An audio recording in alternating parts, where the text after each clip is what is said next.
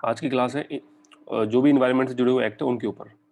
अब ये मैंने शंकर आईएएस और बाजीराव रवि के अलावा जो इसके लिए सोर्स रेफर किया है वो ये है इनसाइट का क्वेश्चन, टाटा मैकग्रो का आता है इंपॉर्टेंट एक्ट्स का, ये वाला ये बुक है, ऑनलाइन मिल जाती है अमेजन पे। तो इसमें जितने भी इंपॉर्टेंट एक्ट है ऑलमोस्ट वो भी, और बहुत सारे फालतू के एक्ट भी दिए हुए हैं।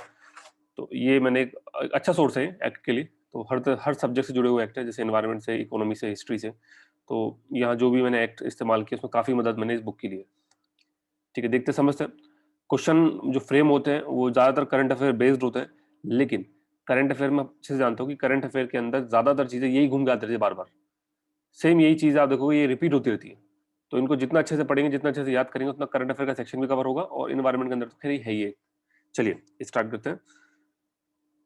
सबसे पहले हमें एक दो बेसिक चीज समझनी पड़ेगी कि जो इंडियन लेजिस्लेशन बनाता है, जो यहाँ लॉ बनते हैं, उनको हम एक्ट के कैटेगरी में डालेंगे। वेयर एज जो इंटरनेशनल लेजिस्लेशन होते हैं उनको या तो हम कन्वेंशन बोलेंगे, या प्रोटोकॉल्स बोलेंगे, ट्रीटी बोलेंगे। वो एक्ट की तरह नहीं है, क्योंकि यहाँ के पार्लियामेंट ने नहीं बनाया उसको।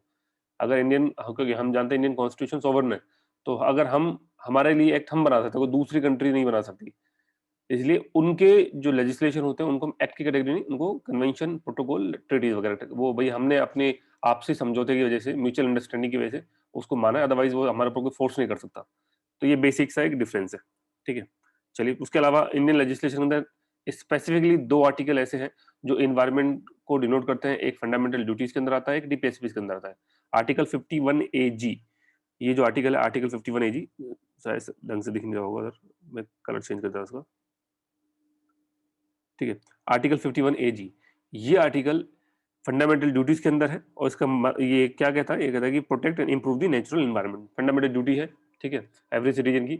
नेक्स्ट आर्टिकल 48A, ये जो आर्टिकल है ये पहले पढ़ चुके हैं, डीपीएसपी के अंदर है, जिसमें स्टेट की जिम्मेदारी है, ये हमारी नहीं। State shall endeavour to protect and improve the, अब स्टेट के अंदर दोनों आता है, स्टेट के अंदर हमारी स्टेट गवर्नमेंट भी आएगी और सेंट्रल गवर्नमेंट भी आएगी। State shall endeavour to protect and improve the environment to safeguard the forest and wildlife of the country. तो ये डीपीएसपी के अंदर रहेगा, directive principle of state policies. ठीक है, चलिए नेक्स्ट, डिपार्टमेंट ऑफ जो एनवायरनमेंट है वो 1980 के अंदर स्टेबलाइज किया गया था। बाद में यही एनवायरनमेंट कन्वर्ट हो गया था ministry of environment, forest and climate change. आपको मुझे बताना है कि ये ministry of environment, forest and climate change कब स्टेबलाइज हुई थी, बताइए। ये पढ़ चुके हम लोगों पहले, 1985 के अंदर है ना। तो 1985 के अंदर ये चेंज हो, 5 साल बाद ही ये ministry of environment, forest and climate change में तब्दील हो गई।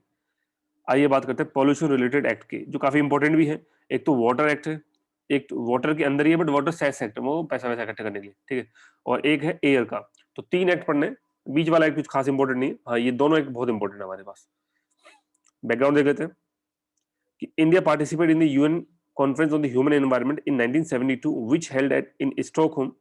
During the conference, participating countries decided to take appropriate action for the preservation of the natural resources of the earth, thus to uphold the government of its international obligation formulated the water prevention। मतलब basically ये है इस पूरे statement का कि हमने जो environment के ऊपर काम करना स्टार्ट करा, जो भी एक्ट बनाने स्टार्ट करे, उसका बेस कहाँ से मिला? उसका बेस मिला स्टॉकहोम कॉन्फ्रेंस से। तो ये नाम ध्यान रखिएगा, स्टॉकहोम कब हुई थी? 1970। दो चीज आपको यहाँ ध्यान रखना बस, कि इस कॉन्फ्रेंस के बाद हमने इंडिया के अंदर इन्वायरमेंट के ऊपर काम करना स्टार्ट किया, एक्ट बनाना स्टार्ट करे, उनको फोर्स करना स्टार्ट किया। उससे पहले हम इतना फोकस नहीं करते। इसका कई सारे रीजन भी है, क्योंकि इंडिया 1947 के अंदर आजाद हुआ था। आजाद होने के बाद हम बिल्कुल उस तरह से थे कि हम इस लायक भी नहीं थे कि सुई भी बना सके, को डेवलप कर सके। तो बहुत ही, जो अंग्रेज गए छोड़ के, तो इस हालत में छोड़ के गए कि आप ये बोल सकते पुअरेस्ट कंडीशन में, बहुत तो उस हालत में नहीं थे कि हम एकदम से मतलब बाकी जो डेवलप कंट्री की तरफ इन्वायरमेंट सोच पाए। तो हमें पहले तो ये था कि डेवलप तो हो जाए, बाद में इन्वायरमेंट सोचेंगे। तो इंडस्ट्री थी नहीं। अब इंडस्ट्री कहीं भी लगे कोई दिक्कत नहीं, जहां जंगल काट के लगाओ, क्योंकि इंडस्ट्री नाम की चीज नहीं थी हमारे यहाँ, बहुत नाम मत की। तो इसलिए इनिशियली कोई ध्यान नहीं दिया, पर बाद में जब 1974 आते आते जब हालात थोड़े ठीक हो गए, तो इनके ऊपर फोकस होना स्टार्ट हुआ। और धीरे धीरे ये चीजें, और जैसे इंडस्ट्री बढ़ती जाएंगी, इनके ऊपर जो टाइटनिंग है, वो जो रूल्स एंड रेगुलेशन है वो और इंक्रीज होते जाएंगे। पहला एक्ट पढ़ने वाले वाटर प्रिवेंशन कंट्रोल ऑफ 1974, और इसमें अमेंडमेंट किया गया था 1988 के अंदर, 1987 में भी किया था, 88 में भी किया गया। चलिए देखते हैं ऑब्जेक्टिव क्या है, नाम से पता चला है, water prevention control and pollution. तो वही है कि किसी तरह वाटर का पॉल्यूशन नहीं होना चाहिए। अब वाटर का पॉल्यूशन जिस भी तरीके से होगा उसको कंट्रोल करेंगे।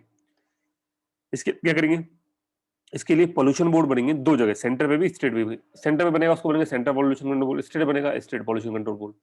ठीक है, ये छोटे-छोटे से पॉइंट चल रहे हैं, ज़्यादा कुछ खास नहीं, जहाँ आपको याद करना ऑटोमेटिक मैं आपको बता दूँगा।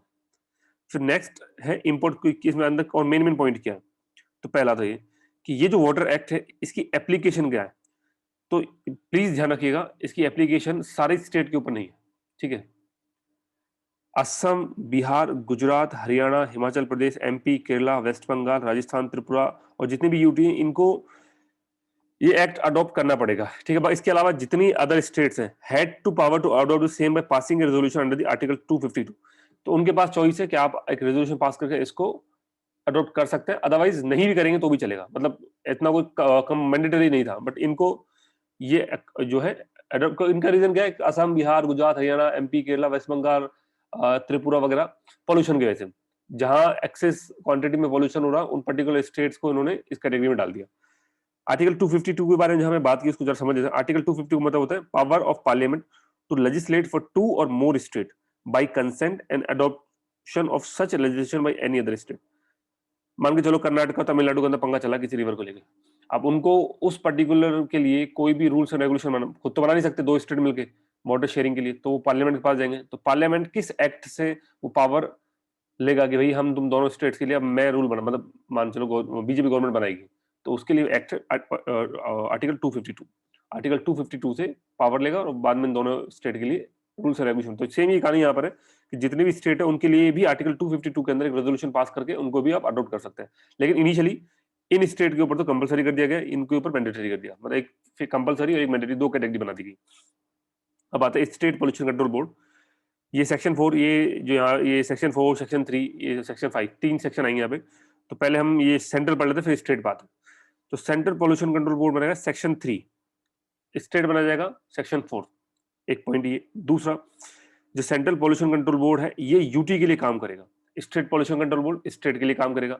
साथ में सेंट्रल पोल्यूशन कंट्रोल बोर्ड जितने भी स्टेट पोल्यूशन कंट्रोल बोर्ड होंगे उनके अंदर कोऑर्डिनेशन का काम भी करेगा, ठीक है? नेक्स्ट, परफॉर्म सेम फंक्शन, वो ऊपर वाले जो फंक्शन थे अभी पढ़े नहीं हमने, देख लेंगे। Formulating policies and coordination activity of the different, मैंने बता दिया कि जितने भी स्टेट पोल्यूशन कंट्रोल बोर्ड है उनको कोऑर्डिनेट करने का काम है, ठीक है? साथ में वो लोग किस तरह से इंप्लीमेंट करेंगे वो काम भी ये करेगा। मेन फंक्शन क्या है? Promote cleanness of the stream and well. ये तो खैर कुछ इतना खास इंपॉर्टेंट नहीं है, आपको अच्छे से पता है कि अगर कोई पोल्यूशन कंट्रोल बोर्ड बनना तो उनका काम क्या होगा? किसी तरह से पोल्यूशन को रोकना। तो ऑटोमेटिक समझेंगे कि भाई ये वाला पॉइंट तो याद रखने की जरूरत नहीं है, वैसे ही देख के टिक कर देंगे। कंपोजिशन जरा एक बार देख लीजिएगा, इतने कुछ खास इंपॉर्टेंट नहीं है, ठीक है? कि कंपोजिशन हमको याद होनी चाहिए, क्योंकि बहुत ज्यादा डीप हो जाएगा, बट फिर भी एक बार ऊपर ऊपर से देख लोगे तो ठीक है। फुल टाइम चेयरमैन होगा, फुल टाइम मेंबर सेक्रेटरी होगा, जिसको सेंट्रल गवर्नमेंट अपॉइंट करेगी। ऑब्वियसली बात है, सेंट्रल गवर्नमेंट में तो सबको सेंट्रल अपॉइंट करने वाला है, स्टेट तो करेगा नहीं।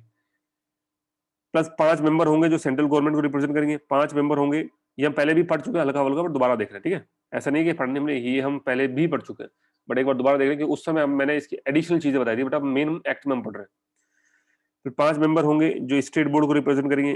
3 मेंबर होंगे जो ट्रेड इसको इंडस्ट्री को रिप्रेजेंट करेंगे, और 2 कोऑपरेटिव जो कॉर्पोरेशन, गवर्नमेंट कॉर्पोरेशन है उनको रिप्रेजेंट करेंगे। तो इस तरह से टोटल इनके मेंबर है। सिमिलरली स्टेट आ जाओ तो सेक्शन 4 के अंदर बनाया गया है, इसके पास भी रेगुलेटरी पावर है। Empower to stabilize and enforce effluent standard for factories. भाई कितना पोल्यूशन आप निकालोगे, क्या है, कितना कितना केमिकल इस्तेमाल करोगे, वो सारे स्टैंडर्ड भी बना सकता है। नेक्स्ट, कंपोजिशन इसके अंदर क्या है? Chairman, full time member, 5 member हैं जो लोकल अथॉरिटीज को रिप्रेजेंट करेंगे, 3 मेंबर ट्रेड को, 2 मेंबर किसको रिप्रेजेंट करेंगे? स्टेट कॉर्पोरेशन को। तो इस तरह से इसके कुछ खास नहीं है, मतलब ऐसा कुछ आपको बहुत भयंकर दिमाग लगा के याद करने नहीं बैठना कि 5 3 2। बिल्कुल भी ऐसा क्वेश्चन आज तक अभी यूपीएससी में देख लें, आपको देखने को नहीं मिलेगा इस तरह का इतना डिटेल जाके, खास करके स्टेट पॉलिसी। तो आप इसको ऊपर ऊपर से एक बार देख लोगे ना, इन केस, मैं ये नहीं कह रहा नहीं देखने में, हो सकता है इस साल 2021 में आ जाए, तो हल्का फुल्का एक बार नजर भी आएगी तो भी आप समझ जाओगे भैया इसका चेयरमैन प्राइम मिनिस्टर तो नहीं है, इसका चेयर फाइनेंस मिनिस्टर तो नहीं है, इसका चेयरमैन एनवायरमेंट मिनिस्टर तो नहीं है। जो भी होगा उसको कौन नॉमिनेट करेगा? State government. स्टेट गवर्नमेंट के पास पावर है, और वो किसको नॉमिनेट करते हैं? जनरली ये लोग साइंटिस्ट इस कैटेगरी के आते हैं जिनको नॉलेज होती है पॉल्यूशन के रिगार्डिंग, तो ये एक एक्सपीरियंस जो लोग होते हैं उनको ये नॉमिनेट करते हैं। आइए जरा और देखते हैं।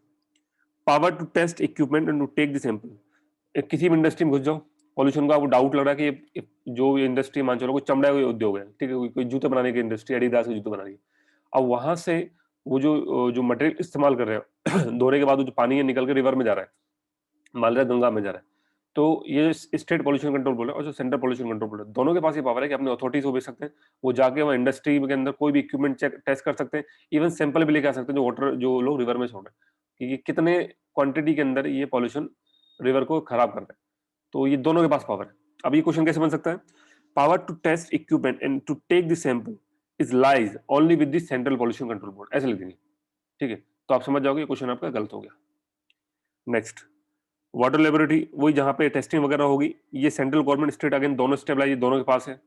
फंक्शन वही है कि जो भी सैंपल डेटा आएगा उसको एनालाइज करेंगे। अगेन क्वेश्चन कैसे बनेगा कि water laboratory specifically state government बनाएगी, सेंट्रल गवर्नमेंट उनको कोऑर्डिनेट करेगी, ऐसे क्वेश्चन दे देंगे आपको। तो आप बोलो हाँ सही सही तो लग रहा है। नहीं भैया, दोनों बना सकते हैं, स्टेट के लिए अलग हो सकती है, सेंटर के लिए भी अलग हो सकती है। Next, any person agreed by any order, आपको कोई ऑर्डर पसंद नहीं आया, ठीक है, तो आप एपलेट जो स्टेट बोर्ड का, स्टेट के बारे में बात है, अगर आपको स्टेट बोर्ड का कोई भी ऑर्डर पसंद नहीं आया तो आप एक एपलेट अथॉरिटी है उसके पास जाएंगे, जो असाइन करी होगी इसी चीज के लिए, वहां अपील कर सकते हैं और फिर वहां से आप जा सकते हैं एनजीटी के पास, नेशनल ग्रीन, सबसे लास्ट में होगा नेशनल ग्रीन ट्रिब्यूनल। और अगर नेशनल ग्रीन ट्रिब्यूनल का भी ऑर्डर पसंद नहीं आता, आपको लगता नहीं ये, हालांकि बहुत रेयर केसेस में ऐसा होता है, एनजीटी का ऑर्डर वैसे भी मानना पड़ता है, इन केस नहीं आता तो फिर आप जाके हाई कोर्ट सुप्रीम कोर्ट को अप्रोच कर सकते हैं। बट लास्ट जो है माइल, वो लास्ट स्टॉप है वो एनजीटी ही होता है। दो अमेंड हुए 1987 में, मैंने जो लास्ट क्लास है उसमें 1978 लिखा हुआ था, ध्यान रखिए, 8 नहीं, वो 87 था। 1987 में अमेंडमेंट होता है, एक 1988 के अंदर अमेंडमेंट होता है। अब 1987 में क्या होता है कि जो एयर एक्ट बनाया गया था, ये वाला आगे पढ़ेंगे एयर वाला, तो ये देखिए ये वाला, ये रहा, ये एयर एक्ट बनाया था 1981 के अंदर, air prevention and control act. तो इस एक्ट के अंदर जो पॉल्यूशन कंट्रोल बोर्ड है उस पूरी पावर भी इसको दे दी जाती है। Pollution control board were given power under the air act and thus a single authority was made to control the pollution within the country. मतलब उस समय एयर के लिए अलग अथॉरिटी बना रखी थी, बाद में खत्म करके उसकी पूरी की पूरी पावर ट्रांसफर कर दी किसको, वाटर वाले को। मतलब यही state pollution control board, central pollution control board, ये पूरी एक तरह से पूरी इंडिया की एक अथॉरिटी होगी। पहले क्या था, एयर बनने के बाद दो अलग अथॉरिटी, वाटर के लिए अलग काम कर रहे हैं, स्टेट के लिए अलग काम कर रहे हैं, मकसद दोनों का एक ही है। तो अननेसेसरली दो अलग फिर कॉन्ट्राडिक्टरी हो रही है, वो कुछ और डिसीजन कर रहे हैं, ये कुछ और, तो फिर एक ही बना दिया गया। ये काफी इंपॉर्टेंट अमेंडमेंट है, प्लीज ध्यान रखिएगा कि एयर एक्ट की पावर कब जो है पॉल्यूशन या वाटर एक्ट को दी गई, तो आप समझ सकते हैं 1987 अमेंडमेंट के बाद। तो ये क्यों हुआ, क्योंकि 1981 के अंदर एयर एक्ट पास होगा उसके 6 साल के बाद। 1988 में अगले एक साल बाद फिर अमेंडमेंट होता है। इसमें क्या होता है कि स्टेट पॉल्यूशन कंट्रोल बोर्ड और सेंट्रल पॉल्यूशन कंट्रोल बोर्ड को ये बोल दिया गया है कि कोई भी डिफॉल्टिंग इंडस्ट्री प्लांट है तो आप उनको बंद कर सकते हैं।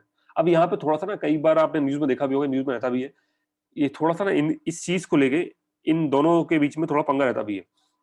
यहाँ पे आप जानते हैं कि अगर मैं, मेरे पास पावर है कि जाके मैं किसी भी इंडस्ट्री को बंद कर सकता हूँ, ठीक है, कोई भी रीजन देखे डिफॉल्टिंग की, भैया ठीक है इसने नॉर्म्स को पूरा नहीं करा है, ठीक है, इसने इस जो फाइन था उसको पे नहीं करा है, वट जो भी फर्जी वर्जी 10 करोड़ 20 करोड़ का फाइन लगा के, इसके लिए आपको एक मूवी आई थी, उस आप बहुत अच्छे से समझ सकते हैं ये किस तरह से काम करेगा। शाहिद कपूर की एक मूवी आई थी अभी कुछ दिन पहले, उत्तराखंड में बनाई गई थी, एग्जैक्टली मुझे नहीं याद, 32 मीटर चालू वाली, यार, तो उसमें उसका बिजली का बिल कितना आया था, पता नहीं कितने लाख रुपए का बिल आया था, और बाद में उसको क्लोज कर दिया गया, बंद कर दिया गया। तो ये सेम कुछ कहानी यहाँ पे होती है कि जो इंडस्ट्रियल, जो खास करके जो छोटे प्लांट होते हैं, बड़ी इंडस्ट्री पे हाथ नहीं मारते नहीं, क्योंकि वो तो खैर पैसा खिला के पहले ही, बट जो छोटी इंडस्ट्री होती है वहां पे और इनमें बीच हमेशा पंगा रहता ही है, पैसों को लेके भी। और थोड़ा आपको पता है कि इंडिया के अंदर करप्शन तो खैर हमेशा प्रिवलेंट रहता ही है, तो उसको तो आप रोक नहीं सकते। तो ये थोड़ा सा आप बच सकते हैं, ये अमेंडमेंट जो था, इस अमेंडमेंट ने थोड़ी ज्यादा पावर दे दी state pollution control board, central pollution control board को, फिर उन वो ये पर्टिकुलर अथॉरिटीज इंडस्ट्री के जो डे टू डे प्रोसेस होती है उसके अंदर काफी ज्यादा इफेक्ट हुआ। खैर ये तो दोनों होता है ना, दो चीजें आप इसको कैसे बराबर कर सकते हैं, if you want to gain something you have to lose something, वो डालोगे ना, तो कुछ पाने के लिए कुछ तो खोना पड़ता है। तो अगर आप चाहते हो कि इंडस्ट्रियल जो आपका आउटपुट है वो इंक्रीज हो, तो पॉल्यूशन के साथ तो कॉम्प्रोमाइज करना पड़ेगा हल्का फुल्का, ये होता ही है। चलिए, टोटल इस समय 22 स्टेट पॉल्यूशन कंट्रोल बोर्ड है पूरे इंडिया के अंदर, थ्रू आउट इंडिया, ठीक है। तो ये पॉइंट ध्यान रख लेना, टोटल इस समय 22, और करंट अफेयर में चेक करते रहना 22 से ज्यादा ना हो जाए, फिलहाल तो 22 है, ठीक है। तो ये खत्म हो गया। आइए जरा देख लेते हैं एक बार कि हमें क्या क्या पूरे इसमें से याद रखना है। फर्स्ट ऑफ ऑल क्या काम करना है, याद कोई, हाँ ये देख सकते हैं कि इसमें पॉल्यूशन कंट्रोल बोर्ड खरीद देख लिया आपने, कुछ याद नहीं करना, कुछ याद नहीं करना यहाँ से। हाँ ये इंपॉर्टेंट है, ये स्टेट्स के नाम आप देख लेना, यहाँ मैंडेटरी है, इनको रिक्वायर्ड है आर्टिकल 250, मतलब कंपलसरी आर्टिकल 252 के अंदर रेजोल्यूशन पास करके, बाकी स्टेट के अंदर भी ये बोर्ड इसीलिए तो है। टोटल 22 जगह ही क्यों है, सारे पूरे इंडिया के अंदर क्यों नहीं स्टेट पॉल्यूशन, क्योंकि जरूरत नहीं है भाई, जहाँ कोई मकसद ही मतलब ही नहीं, वहाँ बनाने का क्या मतलब पड़ रहा है, ठीक है। तो इनको बहुत लिमिटेड तादाद के अंदर बनाया गया, सो दैट बहुत ज्यादा ऐसा नहीं कि हर जगह फैल जाए, हर स्टेट वाला अलग चीज बना रहा है और हर स्टेट वाला अलग चीज बना रहा है। तो जहां पे जरूरत है, जहां पोल्यूशन का जो है, जैसे दिल्ली जैसी जगह, तो दिल्ली जैसी जगह में मस्ट है, आपको बता दिल्ली जैसी जगह बहुत जरूरी है। तो दिल्ली के लिए कौन काम करेगा? स्टेट पोल्यूशन कंट्रोल बोर्ड नहीं, central pollution control board, UT के लिए, तो उसके लिए बना हुआ है।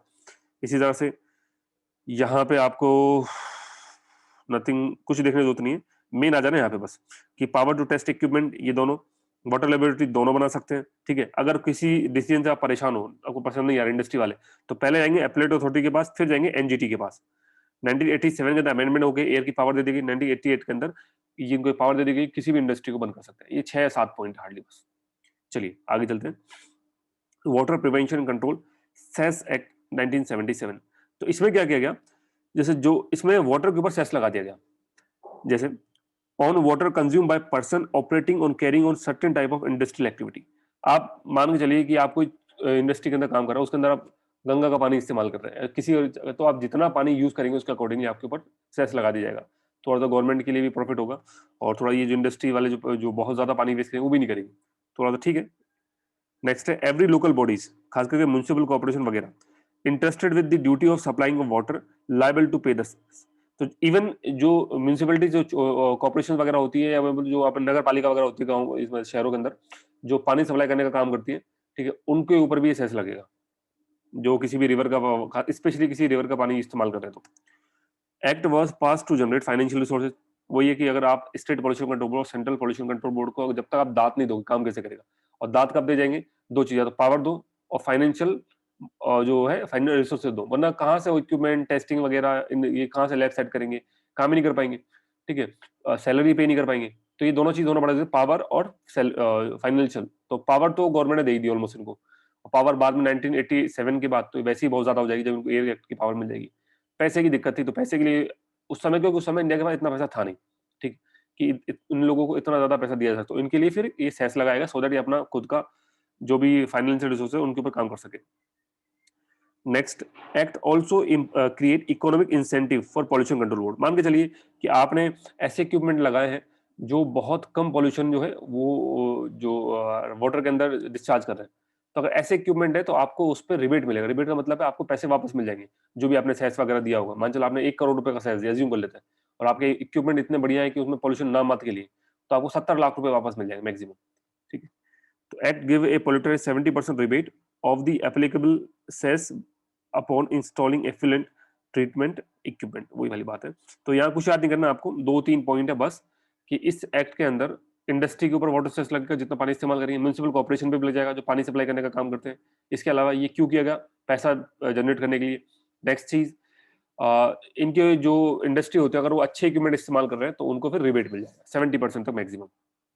आइए बात करते हैं air prevention and control act 1981 और 87 के अंदर। ये क्यों बनाया गया? ये सेम वही स्टॉकहोम कॉन्फ्रेंस जो 1970 में उसी को इंप्लीमेंट करने के लिए India enacted the air act under the provision of article 250। तो इसको आर्टिकल 253 के अंदर इनेक्ट किया गया। अब आर्टिकल 253 क्या है? इसका मतलब है legislation for giving effect of the international agreement, कि आपने अगर कोई इंटरनेशनल आप इंटरनेशनल जाके कोई प्रॉमिस करके आ गए हो, तो उसको फिर यहाँ इंप्लीमेंट, वो तो इंटरनेशनल में तो आपका प्रॉमिस तो चलेगा नहीं ना, उनकी कोई लेजिस्लेशन चलने वाला है, तो आपको यहाँ एक्ट बनाने पड़ेंगे। तो वो एक्ट बनाने की पावर कॉन्स्टिट्यूशन ने स्पेशली बोली हुई है आर्टिकल 243। आर्टिकल 243 के अंदर आपके कोई भी वादे हैं, कोई भी इंटरनेशनल कन्वेंशन है, कोई भी इंटरनेशनल एग्रीमेंट है आपने किए हुए हैं और आप उनको इंप्लीमेंट करना चाहते हो, तो ये पर्टिकुलर आर्टिकल आपको पावर देता है कि आप कॉन्स्टिट्यूशनली कोई एक्ट बना सकते हैं। तो आर्टिकल 253, आर्टिकल 252 पर देखा था हमने, 2 स्टेट के लिए parliament rules and regulation. Again application क्या है? पूरे इंडिया पर है। अब यहाँ पर ये चीज है कि एयर, अब तो पानी का तो सिस्टम फिर भी ऐसा है ना कि कई स्टेट के अंदर तो रिवर ही नहीं है, नामातिल रिवर है, तो वहाँ कोई इतना कुछ खास पॉल्यूशन का दिक्कत ही नहीं है, हर जगह पॉल्यूशन। लेकिन बहुत सारी मतलब पूरे इंडिया में कौन से एक एक भी स्टेट ऐसे बता दो जहाँ एयर नहीं है, या एयर बिल्कुल ही जीरो है। ऐसा नहीं, एयर तो हर जगह, तो एयर पोल्यूशन तो हर जगह होगा। तो इसलिए इस एक्ट को पूरे इंडिया पर अप्लाई किया गया था, ना कि किसी पर्टिकुलर स्टेट के ऊपर। कोई ऐसा भी नहीं बोला गया कि आपके मैंडेट कंपलसरी है, ये सभी के लिए अप्लाई कर दिया गया। The air act framework is similar to, मतलब बाकी सब कुछ वाटर एक्ट जैसे ही है, बट ये कि एप्लीकेबिलिटी पूरे इंडिया के ऊपर है। वही same central pollution control board, state pollution control board बने under section 5। Both board provide with the power to act as the control board for this act as well. ये बाद में 87 में, बट पहले ये याद है कि एज वेल का मतलब ये है कि ये जो हुआ ये अमेंडमेंट के बाद है, अमेंडमेंट से पहले इनके लिए अलग बोर्ड हुआ करते थे, बाद में इनको मर्ज कर दिया गया। As the water act did not apply to all the state, पहला वाला, the state where a central pollution control board was not present, such board was constituted as per the provision of this act under section 5। इसमें एक चीज और है इस act के अंदर कि अगर 22 स्टेट है जहां पे सेंट्रल पोल्यूशन कंट्रोल, आपने देखा 22 जगह स्टेट पोल्यूशन कंट्रोल बोर्ड थे, बट कुछ स्टेट ऐसा होगा जहां पे स्टेट पोल्यूशन कंट्रोल बोर्ड नहीं होंगे, तो फिर इस एक्ट की मदद से अंडर सेक्शन 5 जो है आप वहां पर भी पोल्यूशन कंट्रोल बोर्ड बनाएंगे, स्पेसिफिकली किसके लिए, एयर के लिए, वाटर छोड़ो सिर्फ एयर के लिए। तो ये एक पॉइंट है जो काफी ज्यादा इंपॉर्टेंट है, इसको प्लीज ध्यान रखना। जहां पर पॉल्यूशन कंट्रोल बोर्ड नहीं होंगे, खासकर उन स्टेट में 22 के अलावा जिनमें नहीं है, तो वहां इस एक्ट से, किस एक्ट से, एयर वाले से पावर लेंगे। एयर से पावर क्यों लेंगे, क्योंकि सर एयर में क्लियरली बोला हुआ है कि पूरे इंडिया पर अप्लाई करेगा। अगर वाटर में जाएंगे तो वाटर में दिक्कत क्या है, वाटर में प्रॉब्लम ये है, वाटर एक्ट से पावर लेने में, वाटर से ले सकते हैं लेकिन रिक्वायर्ड केवल इन स्टेट के लिए, इनके लिए फिर आर्टिकल 252 के अंदर एक रेजोल्यूशन पास करना पड़ेगा। तो बेटर है आप एयर एक्ट से पावर लो और पूरे इंडिया पे अप्लाई करता तो कोई दिक्कत नहीं है, आप आराम से अप्लाई कर सकते हो, आराम से वहां पे बोर्ड बना सकते हैं। तो ये काफी इंपॉर्टेंट पॉइंट है, इसको अच्छे से ध्यान रखना। नेक्स्ट, फॉर यूटी के लिए कोई स्पेशल बोर्ड बोर्ड नहीं बनाने की जरूरत नहीं है, जो सेंट्रल पॉल्यूशन कंट्रोल बोर्ड है वही इसका काम करेगा। नेक्स्ट सेक्शन 10, सेक्शन 4 सेक्शन मैंने पढ़ लिया, सेक्शन 3, सेक्शन 4, सेक्शन 5। सेक्शन 5 किसका, एयर का। सेक्शन 10 जो है एयर एक्ट का, क्या बोल रहा है, every board is required to convene a meeting at least once in 3 month. But normally ऐसा होता नहीं है, सालों साल तक मीटिंग नहीं होती इन लोगों को। कई बार बोला गया है कि 3 महीने में कम से कम एक बार मिल रहा है, मतलब साल में 4 बार, बट कई बार ऐसा होता है सालों तक इनकी मीटिंग नहीं होती। फंक्शन ऑफ सोल्यूशन, इनका काम क्या है देखिए सेंट्रल पॉल्यूशन कंट्रोल बोर्ड का, अब ये पूरा जो फंक्शन पढ़ रहे हैं मर्ज होकर पढ़ रहे हैं। अब हम ये मान चुके हैं कि 1987 का अमेंडमेंट हो चुका है, अब यही central pollution control board, state pollution, ये वही है जो स्टार्टिंग से चला रहे थे, इनको वही पावर दे दी गई जो यहाँ पर दी हुई है। फर्क सिर्फ इतना सा है कि ये सेंट्रल पॉल्यूशन कंट्रोल बोर्ड जो है इनके अंदर कोई चेंज नहीं है, बट यहाँ चेंज है। स्टेट पॉल्यूशन कंट्रोल बोर्ड इस बार उन स्टेट में भी है जहां पहले नहीं हुआ करता था, उन 22 के अंदर। बट वो जो 22 के अलावा है, मतलब मैं इस मामले में 2 कैटेगरी बना दूं, तो 22 तो ऐसे है जो एयर प्लस वाटर दोनों में काम करेंगे, इसके अलावा कुछ और स्टेट में जहां पे सिर्फ और सिर्फ स्पेसिफिकली एयर के लिए बनाया जाएगा। तो थोड़ा सा ध्यान रखना, मेन 22 ही है, बट वहां बोर्ड कॉन्स्टिट्यूट किए जाएंगे जो सिर्फ एयर के लिए काम करेंगे। या आप बोल सकते हो कि पूरी तरह से स्टेट पॉल्यूशन कंट्रोल बोर्ड नहीं होगी, हाँ कुछ अथॉरिटीज होंगी जो जो वहां जो भी स्टेट पे जो भी चीज होंगी वो रिप्रेजेंट किसको बताएंगे, सेंट्रल पॉल्यूशन कंट्रोल बोर्ड को, उनको स्टेट के नहीं। इनके अलावा जो हम अथॉरिटीज के बारे में बात कर रहे हैं, कुछ अथॉरिटीज बना दी जाएंगी, कुछ अथॉरिटी बैठे जाएंगे, पूरे बोर्ड बनाने की जरूरत नहीं है, और वो कुछ भी वहां पे प्रॉब्लम आएगी सीधा रिपोर्ट करेंगे सेंट्रल पॉल्यूशन कंट्रोल बोर्ड को, 22 के अलावा। चलिए फंक्शन देखते हैं, फंक्शन क्या है। मेन फंक्शन तो वही है कि पॉल्यूशन को रोकने का, एयर पॉल्यूशन को रोकने का। अदर फंक्शन क्या है, advice central government, formulate national wide plan, act as a coordinator between, अभी अच्छे से पढ़ लेना क्योंकि इन पे क्वेश्चन आए थे फंक्शंस के ऊपर। दोबारा देखो, सेंट्रल गवर्नमेंट को एडवाइस करेगा, ठीक है। फॉर्मुलेट नेशनल वाइड प्लान की पूरे देश के अंदर किस तरह से पोल्यूशन पे काम करना है। Act as a coordinator between central pollution control board, state pollution control board. Provide technical assistant and guidance, किसके लिए, central state pollution control board के लिए। Provide training to person engage in programme, collect and analyse data to devise plan, provide standard for the quality of air. अब इनको ढंग से देखो आप, 6-7 पॉइंट हो, आपको एक भी पॉइंट ऐसा नहीं लग रहा होगा जो आपको याद करने की जरूरत है। अरे भाई अगर आपने कोई बोर्ड बनाया तो बोर्ड काम क्या करेगा बताओ, बोर्ड काम यही जो लिखे सारे के सारे यही काम तो करता हो, इसके अलावा बता दो कौन सा काम करेगा। भाई ट्रेनिंग देने का, जो लोगों को काम करे सो ट्रेनिंग देने का काम करे, तुमको कैसे काम करना है, ठीक है। टेक्निकल असिस्टेंट, किसी को मदद चाहिए, किसी को समझ में नहीं आ रहा है इस इक्विपमेंट को कैसे चलाना है, टेस्टिंग कैसे करनी है वो। प्लस अगर कोई सेंट्रल पॉल्यूशन कंट्रोल बोर्ड तो पूरे देश के लिए बनाएगा ना वो प्लान। प्लस अगर हमारी सेंट्रल गवर्नमेंट को एक्ट बनाना चाहे तो उनको मदद कौन करेगा, उनको मदद यही करेगा। तो इनको याद करने की स्पेशल कोई जरूरत नहीं है, ये आप 2-3 बार पढ़ोगे दिमाग में वैसे ही छप जाएंगे। और ऑप्शन, हमको ये ऑप्शन देख के एलिमिनेट करना आना चाहिए। तो ऑप्शन में आप देखकर आराम से समझ जाओगे कि कौन सा ऑप्शन इसमें मैच नहीं करता। Next, function of state pollution control board, section 17 के अंडर पावर है। अब ये स्पेसिफिकली ये याद रखने की जरूरत है, सेक्शन 16, सेक्शन 17, ठीक है, ये याद मत करना। Provide a comprehensive plan to prevent, ये अगेन वही सेम कहानी है। अब इसका काम क्या है, ये एडवाइस करेगा स्टेट गवर्नमेंट को, collect and disseminate information regarding air pollution, collaborate with the central pollution control board to provide training to the personnel, inspect central inspect control equipment of the industrial plant, stabilize और recognize a laboratory to test. वही देखो, एक तो lab बनाने का, testing equipment का, ये 2 चीज अपन पहले पढ़ चुके हैं, ये दो तो पहले वाले फंक्शन सारे एज इट इज उठा के। प्लस ये बोला कि जो ट्रेनिंग जो दे रहा है, ऊपर आपने स्टेटमेंट लिखा था ये वाला, कहा गया, ये रहा ट्रेनिंग वाला, तो ये भी ट्रेनिंग देगा, बट उसके लिए मदद किसकी लेगा, सेंट्रल पॉल्यूशन कंट्रोल बोर्ड की। साथ में सेंट्रल गवर्नमेंट को एडवाइस करने का काम है। तो ये है इसके टोटल फंक्शंस। पावर पे आते हैं, तो पावर क्या है? सबसे पहले जो स्टेट पॉल्यूशन कंट्रोल बोर्ड है वो स्टेट गवर्नमेंट को कंसल्ट करेगा, बताएगा, और बताने के बाद declare any area as a air pollution control board, किसी भी एरिया को। अब अगर आपने किसी एरिया को air pollution control board area बना दिया कि ये पर्टिकुलर एयर पॉल्यूशन कंट्रोल का है, तो वहां पे जो एयर के जो पॉल्यूशन जो एमिशन जो लिमिट है, वो लिमिट आप अपने हिसाब से चेंज कर सकते हैं, बहुत कम भी कर सकते हैं। अब उससे दिक्कत क्या होगी, उस इलाके के अंदर जो इंडस्ट्री होगी उनको बंद करना पड़ेगा, ये छोड़ के कहीं और ट्रांसफर होना पड़ेगा। तो ये एक काम है इसका। दूसरा, वही वाले प्रोवाइड इमिशन स्टैंडर्ड की व्हीकल्स जो है, गाड़ी वगैरह है, कि इनमें से उसी पर्टिकुलर इलाके में जो वैसे तो उसमें इलाके में भी हो, पूरे स्टेट में भी है। अब मान चलो दिल्ली के अंदर पॉल्यूशन बहुत ज्यादा है, तो दिल्ली में आपको पता ऑड इवन वाला फंगा लगा था। इसी तरह से मान लीजिए राजस्थान के अंदर पॉल्यूशन बहुत ज्यादा हो रहा है, तो राजस्थान के अंदर पॉल्यूशन बहुत ज्यादा है, तो फिर ये स्टेट पॉल्यूशन कंट्रोल बोर्ड कि आप एक काम करो, BS4 वाले जो व्हीकल्स हैं उनको आप परमानेंटली बंद कर दो, BS6 अलाउ कर दो, इसके अलावा ये कर दो, ये कर दो। इस तरह के रूल्स एंड रेगुलेशन वगैरह जो भी होगी स्टेट, तो ये काम ये नहीं कर सकता कि पूरे स्टेट को बोल देगा आपको ऐसा करना है। ये काम तो स्टेट गवर्नमेंट ही करेगी, बट उसको मदद कौन करेगा? State pollution control board. Next, all industries must obtain consent permit from the state pollution control board. बिना इस परमिशन के आप अपनी इंडस्ट्री को ओपन नहीं कर सकते। कंसेंट किस चीज का? कि आप जिस जगह आपने, तो लोकेशन का, एक पॉल्यूशन के स्टैंडर्ड का, एक इक्विपमेंट का, ठीक है, इन सब का आपको कंसेंट लेना पड़ेगा, तब जाके आपकी इंडस्ट्री चालू हो रहा है। आप समझ गए होंगे कि यहाँ बहुत लोचा है इस पे कंसेंट में। ये है सीधा और सीधा कंसेंट नहीं, करप्शन बोल सकते हैं, करप्शन परमिट। ठीक है, आपको पता है कि ये एक ऐसा पॉइंट हो सकता है जो काफी ज्यादा दिक्कत क्रिएट करता है। मैं ये नहीं बोला कि पूरी जगह ऐसा होगा, बट हाँ, हो सकता है कि एक दो लोग पूरी चेन के अंदर खराब हो जाए, वो पूरी सिस्टम को बिगाड़ दें। लोकेशन कई बार आपने देखा होगा, कई बार फैक्ट्री ऐसी होती है कि जो बिल्कुल रिहायशी इलाकों के अंदर स्टेबलाइज हो जाती है, जबकि मना है, नहीं हो सकते, बट कंसेंट परमिट मिल जाता है पैसा खिलाने के बाद। तो ये थोड़ा सा दिक्कत है इंडिया के अंदर। बाकी रूल्स एंड रेगुलेशन तो बना रखे हैं। Next, state pollution control board के पास power to approach the court regarding any person violating the emission standard. Ambani ji ने कोई फैक्ट्री डाल दी, और मान के चलो वो फैक्ट्री से बहुत ज्यादा पॉल्यूशन जो है वाटर के अंदर या एयर के अंदर डिस्चार्ज कर रहे हैं, तो सीधा ये state pollution control board court को अप्रोच कर सकता है उसके खिलाफ, और वहां लीगल एक्शन लेके।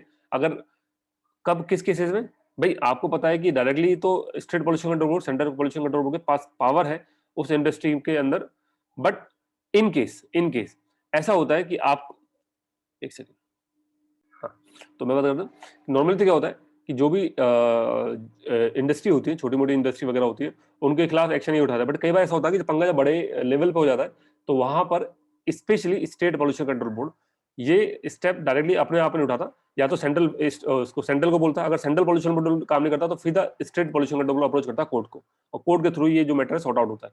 क्योंकि इनमें क्या होता है, बड़ी जगह मान आने का मुकदमा छोड़ना और ये सब चीज करके बाकी दिक्कत क्रिएट कर देते हैं, और बहुत ज्यादा ये कॉम्प्लिकेटेड चीजें हो जाती है। हालांकि इसके पास पावर है, ये चाहे तो खुद भी एक्शन ले सकते हैं, तो खुद भी ले सकते हैं और कोर्ट को भी अप्रोच कर सकते हैं, दोनों चॉइस है इनके पास। Next, empower any person to enter any premises और इंस्पेक्ट। वो ये कि अगर आपको सैंपल लेना है तो आप चले जाओ चुपचाप उठ के और जाके इंस्पेक्ट करके वहां से सैंपल लेके आ जाओ, ये पावर दी हुई है। पेनल्टीज क्या है, ये काफी इंपॉर्टेंट है।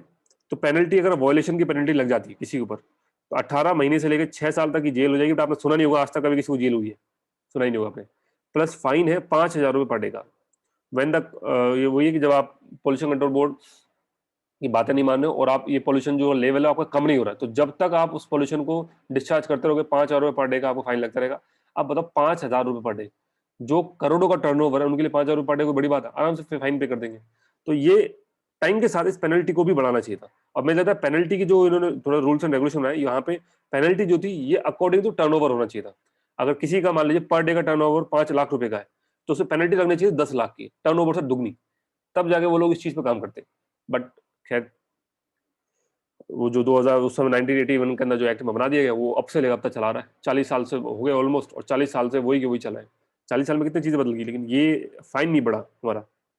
नेक्स्ट, बार ऑफ जुरिसडिक्शन क्या है? Civil code has been barred to exercise. वो ये कि सिविल कोड डायरेक्टली इसके ऊपर काम नहीं कर सकता। इस पर जो भी काम होगा पहले अपलेट अथॉरिटी करेगी, अपलेट नहीं होगी तो पहले ग्रीन ट्रिब्यूनल होगा, देन बाद में आप इसके अंदर लीगल एक्शन जो कोर्ट के थ्रू ले सकते हैं। डायरेक्टली कोर्ट इसके अंदर इंटरव्यू नहीं कर सकता। कुछ एक्सेप्शन भी है। एक्सेप्शन क्या है, कब सिविल कोड आपका इसमें अंदर कदम उठा सकता है कि complaint either by the board की, खुद बोर्ड आके स्टेट इसके सिविल कोड के पास आए, तब मैंने आपको ऊपर बताया था बोर्ड अप्रोच कर सकता है। तब ये सिविल कोड जो है, ये मतलब जो अपना जो मेन जो ज्यूरिसडिक्शन है, जो कोड वो पिक्चर मार सकता है, क्रिमिनल कोड नहीं, civil code. Next, person who had given a notice at least 60 days to the board informing that his intention of filing. मान चलो अंबानी भाई साहब है, अंबानी भाई साहब ने बोल दिया पॉल्यूशन कि तुमने हमने हमारे ऊपर ये जो डिस्चार्ज के ऊपर जो तुमने फाइन लगाया ये गलत है वगैरह वगैरह, तो मैं तुम्हारे ऊपर केस करने वाला हूँ, 60 दिन का नोटिस पीरियड दिया और उसके बाद ये सारे केस। तो ये दो केस ऐसे हैं एक्सेप्शन कि या तो बोर्ड खुद जाए या बंदा खुद जाए, तो दोनों ही केसेस में सिविल कोर्ट पिक्चर मार सकता, सिविल कोर्ट वरना डायरेक्ट नहीं आएगा। मतलब डायरेक्ट प्रोसेस क्या है कि पहले आप फाइन जो भी लगाओगे उसके बाद अपीलेट अथॉरिटी होगी, फिर नेशनल ग्रीन ट्रिब्यूनल होगा एंड बाद में ये कोर्ट वाली पिक्चर आएगी। तो ये आप समझ ही गए होंगे कि काफी इंपॉर्टेंट पॉइंट बन जाता है एग्जाम के हिसाब से, क्योंकि इसके अंदर जब ऐसे जो भी चीज ऐसे आती है फिर दिक्कत की, तो ये ध्यान रख लीजिएगा, काफी इंपॉर्टेंट है वाला। आगे बढ़ते हैं। अपील कि central pollution control quasi judicial authority है, so it can impose penalty. Appeal करना है तो पहले आप अपीलेट अथॉरिटी के पास करोगे सेक्शन 31 के अंदर, और अगर वहां से ही पसंद नहीं आता तो फिर आप जाओगे नेशनल ग्रीन ट्रिब्यूनल के पास। ये हम बात कर चुके हैं पहले भी। 1987 का अमेंडमेंट तो पता ही है। 1987 के अमेंडमेंट में एक तो वही चीज है कि आपको एयर एक्ट की पावर किसको ट्रांसफर कर दी गई, वाटर एक्ट को, और पूरी एक ही बॉडी बना दी गई। दूसरा ये pollution control board were given power under the air act and thus a single authority was made control of the pollution within the country। पूरा हो गया।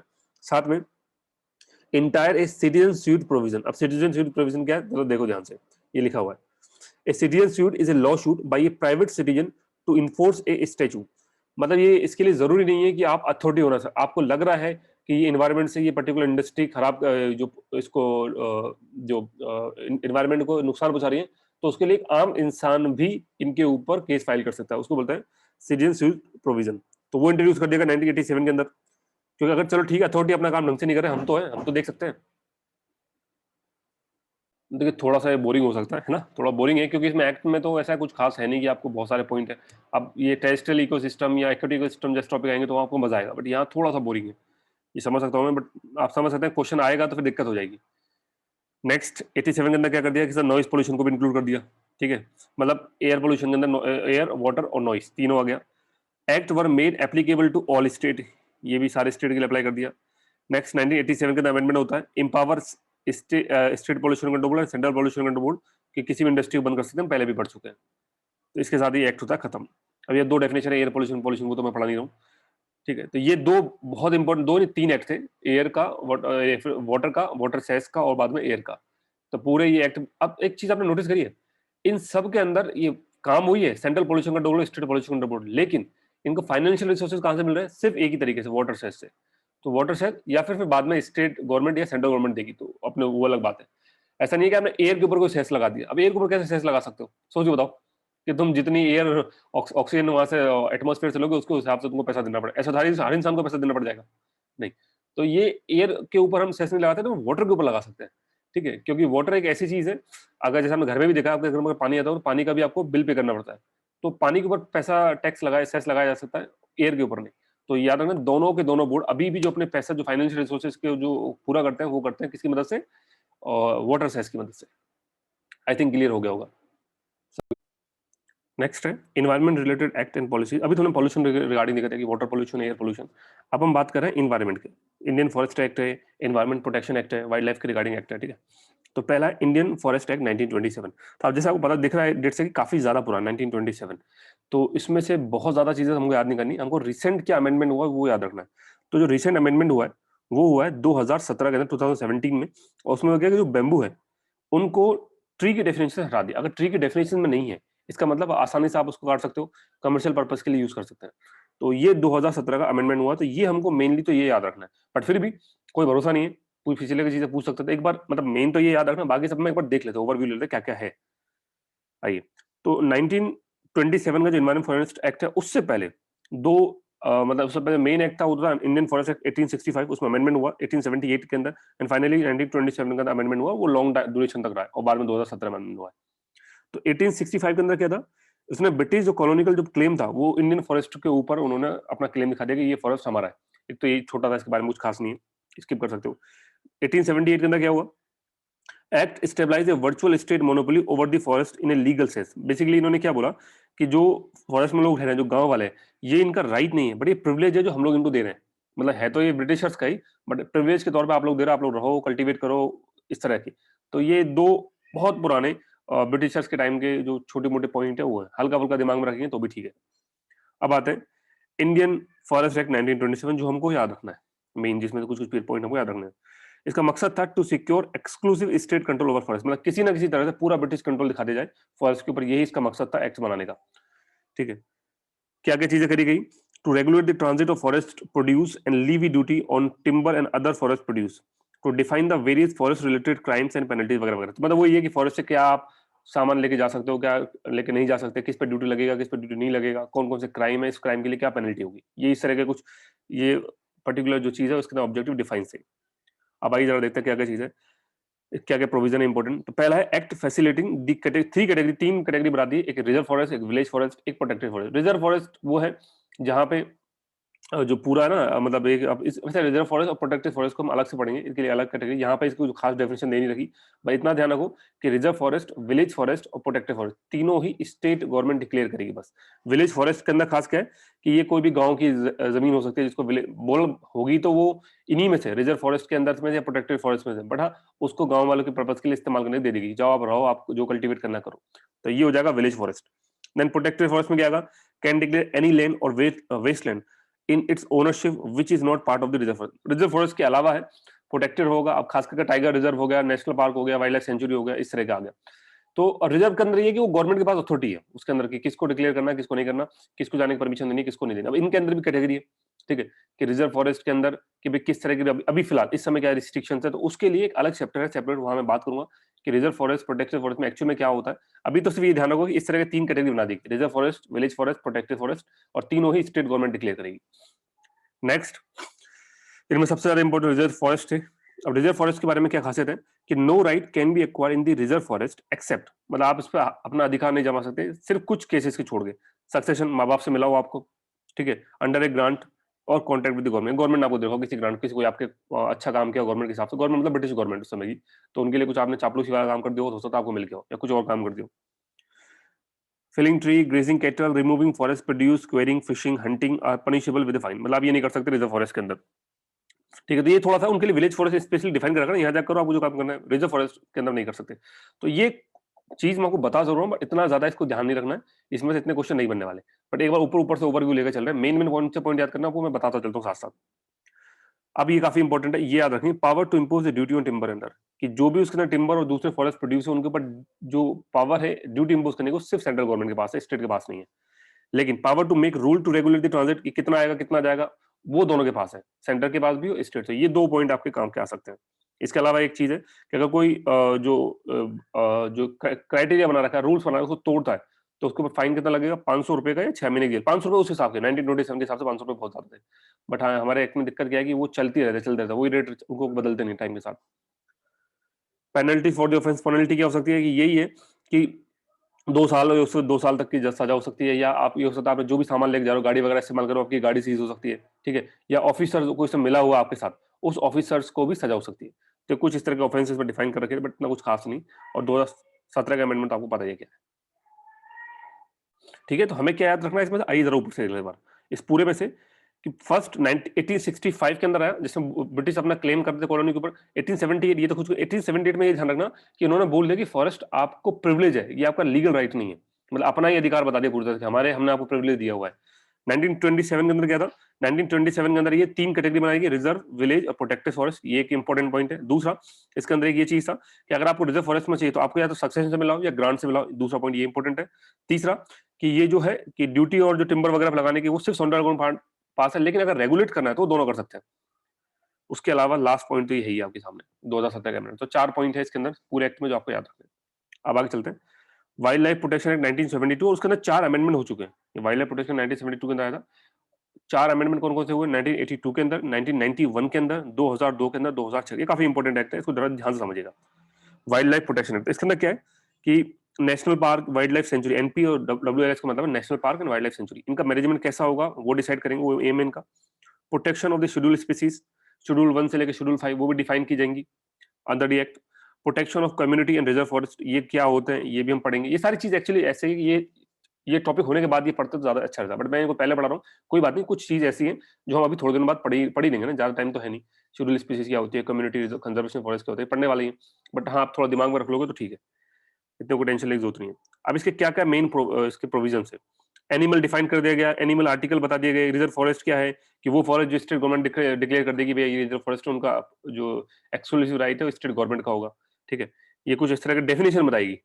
फिर आता है टैक्सीडर्मी। टैक्सीडर्मी का मतलब होता है इस तरह से जानवर देखा मैं, अभी मान चलो कोई पता नहीं इसको क्या बोलते हैं एक्चुअली, वुल्फ पता नहीं क्या लग रहा है, ठीक है। तो इसके अंदर स्टफिंग कर दी गई, कुछ मोम वगैरह भर भरू के ऐसा पूरा वापस से उसी शेप बना दिया। एक्चुअल में ऐसा होता नहीं है, मार दिया जाता है, इसके अंदर पूरा मांस वास सब पता सब सिर्फ खाल निकाल दी जाती है, और खाल निकाल के अंदर स्टफिंग कर दी, इसको बोलते हैं टैक्सीडर्मी, ठीक है। Process in which an animal body is stuffed for the purpose of display और फॉर द स्टडी। तो ये डेफिनेशन है, इनमें से कुछ नहीं, बस ये ध्यान रख लेना टैक्सीडर्मी क्या होता है, इन केस कभी ऐसा आ जाए तो अब हमें दिक्कत ना हो। अथॉरिटी कौन कौन सी बनाएगी इस एक्ट के अंदर? 3 अथॉरिटी बनाएगी, बहुत इंपॉर्टेंट है। Director of wild life preservation, chief wild life warden और वाइल्ड लाइफ वार्डन, ये 3 है। इन 3 में से ये 2 तो स्टेट गवर्नमेंट अपॉइंट करेगी, बट ऊपर वाला डायरेक्टर जिनका सबसे मेन है वो अपॉइंट करे कौन? Central government. उनकी पावर ड्यूटी भी बताएगी। अब इसमें आता है अमेंडमेंट, ये तो था इनिशियली कौन सा 72 के अंदर, 10 साल के बाद इसमें अमेंडमेंट होता है। और अमेंडमेंट में क्या किया जाता है? Introduce A provision permitting the capture and transportation of wild life animal for the scientific management. मतलब ये कि अगर आप पकड़ना चाहते हैं उनको सिर्फ साइंटिफिक स्टडी के पर्पज से, ठीक है, तो आप इनको पकड़ सकते हो, लेके जा सकते हो। अदरवाइज पहले तो 97 में पूरी तरह से बैन कर दिया था, तो ये एक अच्छी चीज हुई साइंटिफिक मैनेजमेंट के लिए। आपको पता गया थोड़ा सा लूप होल भी है, साइंटिफिक मैनेजमेंट बोल के लोग गलत तरीके से यूज भी करेंगे, ऑब्वियस बात, करप्शन तो इंडिया में आप जानते हो कितना है, ठीक है। तो उसके बाद 1991 में अमेंडमेंट था। अब ये अमेंडमेंट सबसे इंपॉर्टेंट 1991 क्योंकि इसके अंदर काफी सारे चेंजेस किए गए, ये बहुत इंपॉर्टेंट है, हमको पूरा अमेंडमेंट एज इट इज याद होना चाहिए, जो भी पॉइंट इसमें लिखे हुए। सबसे पहला, स्टेट गवर्नमेंट की पावर ऑलमोस्ट पूरी तरह से खत्म कर दी गई, मतलब उनसे पावर पूरी तरह से ली गई। पहले क्या था, स्टेट गवर्नमेंट वर्मिन डिसाइड कर सकते थे किसी को भी, और उसके वर्मिन का मतलब होता है एक ऐसा वाइल्ड लाइफ, ऐसा वाइल्ड एनिमल जो आपकी फसलों को, खेतों को नुकसान पहुंचा रहा है, या फिर वो ऐसा जो अपने साथ कोई बीमारी लेके चल रहा है, तो उसको फिर मारना लीगल हो जाता है। तो स्टेट गवर्नमेंट क्या होता था, कई बार ऐसा होता कि जानवरों को, ठीक है, वो आपको आप समझ सकते हैं इसके अंदर भी लूप होल होगा कि किसी को वर्मिन डिसाइड करके आप मार दो उसको। तो ये जो पावर थी स्टेट गवर्नमेंट की, पूरी तरह से उनसे ले ली गई कि आप किसी भी वाइल्ड एनिमल को वर्मिन नहीं घोषित कर सकते, डिक्लेयर नहीं कर सकते। तो now state government not empowered to declare any wild animal a vermin, vermin नहीं बना सकते। इसका मतलब क्या है कि prohibit hunting of wild animal other than vermin. तो साथ में ये भी बोल दिया गया कि वर्मिन के अलावा आप किसी और जानवर को नहीं मार सकते। बेसिकली क्या बोला गया कि वर्मिन के अलावा किसी को जानवर को मार नहीं सकते, और वर्मिन कौन डिसाइड करेगा? Central government. तो स्टेट गवर्नमेंट क्या करेगी? झुंझुना बजाओ बैठ के, बस कुछ नहीं, आपके पास कोई काम नहीं। Next, immunisation of the livestock, जो भी जानवर वगैरह है उनको इंजेक्शन वगैरह लगा के बीमारियों से बचाने के जो इम्यूनाइजेशन प्रोसेस होगी वो करेंगे। किसमें? कोई भी नेशनल पार्क या वाइल्ड लाइफ सेंचुरी उसके 5 किलोमीटर की रेडियस के अंदर, सो दैट इस नेशनल पार्क और वाइल्ड लाइफ सेंचुरी के अंदर जो बाकी जानवर, क्योंकि पता नेशनल पार्क और वाइल्ड लाइफ सेंचुरी के अंदर ही मैक्सिमम वाइल्ड लाइफ रहते हैं, तो अगर मान के चलो यहाँ कोई जानवर है जिनको बीमारी आ गई और पूरे जंगल में ना फैला दे, और पूरे पूरे बहुत लार्ज स्केल के अंदर जो है ये जो बीमारी फैलना जाए, तो उसके लिए इम्यूनाइजेशन की प्रोसेस करेंगे 5 किलोमीटर की रेडियस के अंदर, ठीक है। उसको कंपलसरी कर दिया गया, ऐसा नहीं है कि ऑप्शनल है, ये करना ही करना है। नेक्स्ट, एक सेंट्रल जू अथॉरिटी बनी जाएगी जो जू के अंदर जो चीजों को रेगुलेट करेगी। शायद हम पढ़ भी चुके हैं सेंट्रल जू अथॉरिटी उस पहले वाले टॉपिक के अंदर। तो जू के अंदर किस तरह से एनिमल का ट्रांसफर होगा इंडियन जू से लेके फॉरेन जू में, या इंडियन जू के बीच में, दोनों तरह के। जू का मतलब इंडियन जूस के अंदर, या इंडियन जू से फॉरेन जू के अंदर अगर आपको कोई एनिमल भेजना है, लाना है, तो उसका पूरा मैनेजमेंट ये देखेगा सेंट्रल जू अथॉरिटी। ये 1992 के अंदर इसी एक्ट के अंदर बनाया गया। 1991 में अमेंडमेंट आया, 1992 के अंदर स्टेबलाइज कर दिया गया। इसके अलावा अगर आपको स्नेक वेनम चाहिए लाइफ सेविंग ड्रग्स बनाने के लिए, तो वो आप कर सकते हैं, वो एक्सट्रैक्शन और डील उसमें किया जा सकता है। साथ में अफ्रीका जो आइवरी होती है उस पर ट्रेड बैन कर दिया गया। हाथी दांत वगैरह जो होते हैं, हाथी दांत के ट्रेड जो अफ्रीका से आते हैं, तो उससे क्या है, बहुत सारे हाथी को मारा जाता है अफ्रीका। अफ्रीका में पता है बोट्सवाना वगैरह के अंदर काफी ज्यादा एलिफेंट पाया जाता है, तो वहां पे ये इसको पूरी तरह से ट्रेड बैन कर दी। नेक्स्ट, एनजीओ वगैरह है उनको बोलने की ज्यादा पावर दी, मतलब उनकी बातें अब सुनी जाएगी। पहले एनजीओ वगैरह को सुनता नहीं था, खास करके WWF इंडिया हो गया, ट्रैफिक इंडिया, इस तरह की ऑर्गेनाइजेशन है। इसके अलावा शेड्यूल 1 से लेकर शेड्यूल 5 स्पीसीज डिफाइन करेगी इसी एक्ट के अंदर अमेंडमेंट के बाद, कि शेड्यूल 1 से लेकर शेड्यूल 5 स्पीसीज कौन सी है। शेड्यूल 1 ऐसी स्पीसीज होगी जिनको आप मार ही नहीं सकते, किसी भी तरह के आप उनको हार्म नहीं पहुंचा सकते। शेड्यूल 2 में थोड़ा रिस्ट्रिक्शन कम होगी। शेड्यूल 3 और शेड्यूल 5 आते आते ये होगा कि इसके अंदर वर्मिन्स को डाला जाएगा जिनको आप मार सकते हो। वर्मिन भी हो और भी होगा, बट इनको आप हंटिंग पर्पस के लिए, ऐसा नहीं है कि इनको पूरी तरह से बैन होगा। तो इस तरह से 5 कैटेगरी बना देगी शेड्यूल 1 से लेकर शेड्यूल 5, उनके अंदर डिफरेंट एनिमल्स वाइल्ड लाइफ को इंट्रोड्यूस कर दिया गया। Next, licence for the sale, transfer and position of some wild life species. अगर आपको करना है, इसको मान चलो सेल करना है, ट्रांसफर करना है, आपको रखना है, तो उसके लिए आपको लाइसेंस लेना पड़ेगा। इस तरह की कुछ आ गया। Then there are 5 types of the protected area बना दिया गया। कौन कौन से? Wild life sanctuary, national park, conservation reserve, community reserve, tiger. अब ये सारे जो टॉपिक है ये सब हम अलग से पढ़ेंगे, ये बिल्कुल डिफरेंट चैप्टर है इनके लिए ना, तो बस इसमें ध्यान रखना। हाँ, इस तरह कुछ बनाया गया। अब अगर ज्यादा आपको थोड़ा सा वो है कि सर मेरे को तो अभी पता करना है, तो भैया मोबाइल उठाओ, गूगल पे चेक कर लो, कंजर्वेशन कमेटी, 2 मिनट पता चल जाएगा। यहाँ पढ़ाऊंगा तो वीडियो बहुत ज्यादा बड़ी हो जाएगी।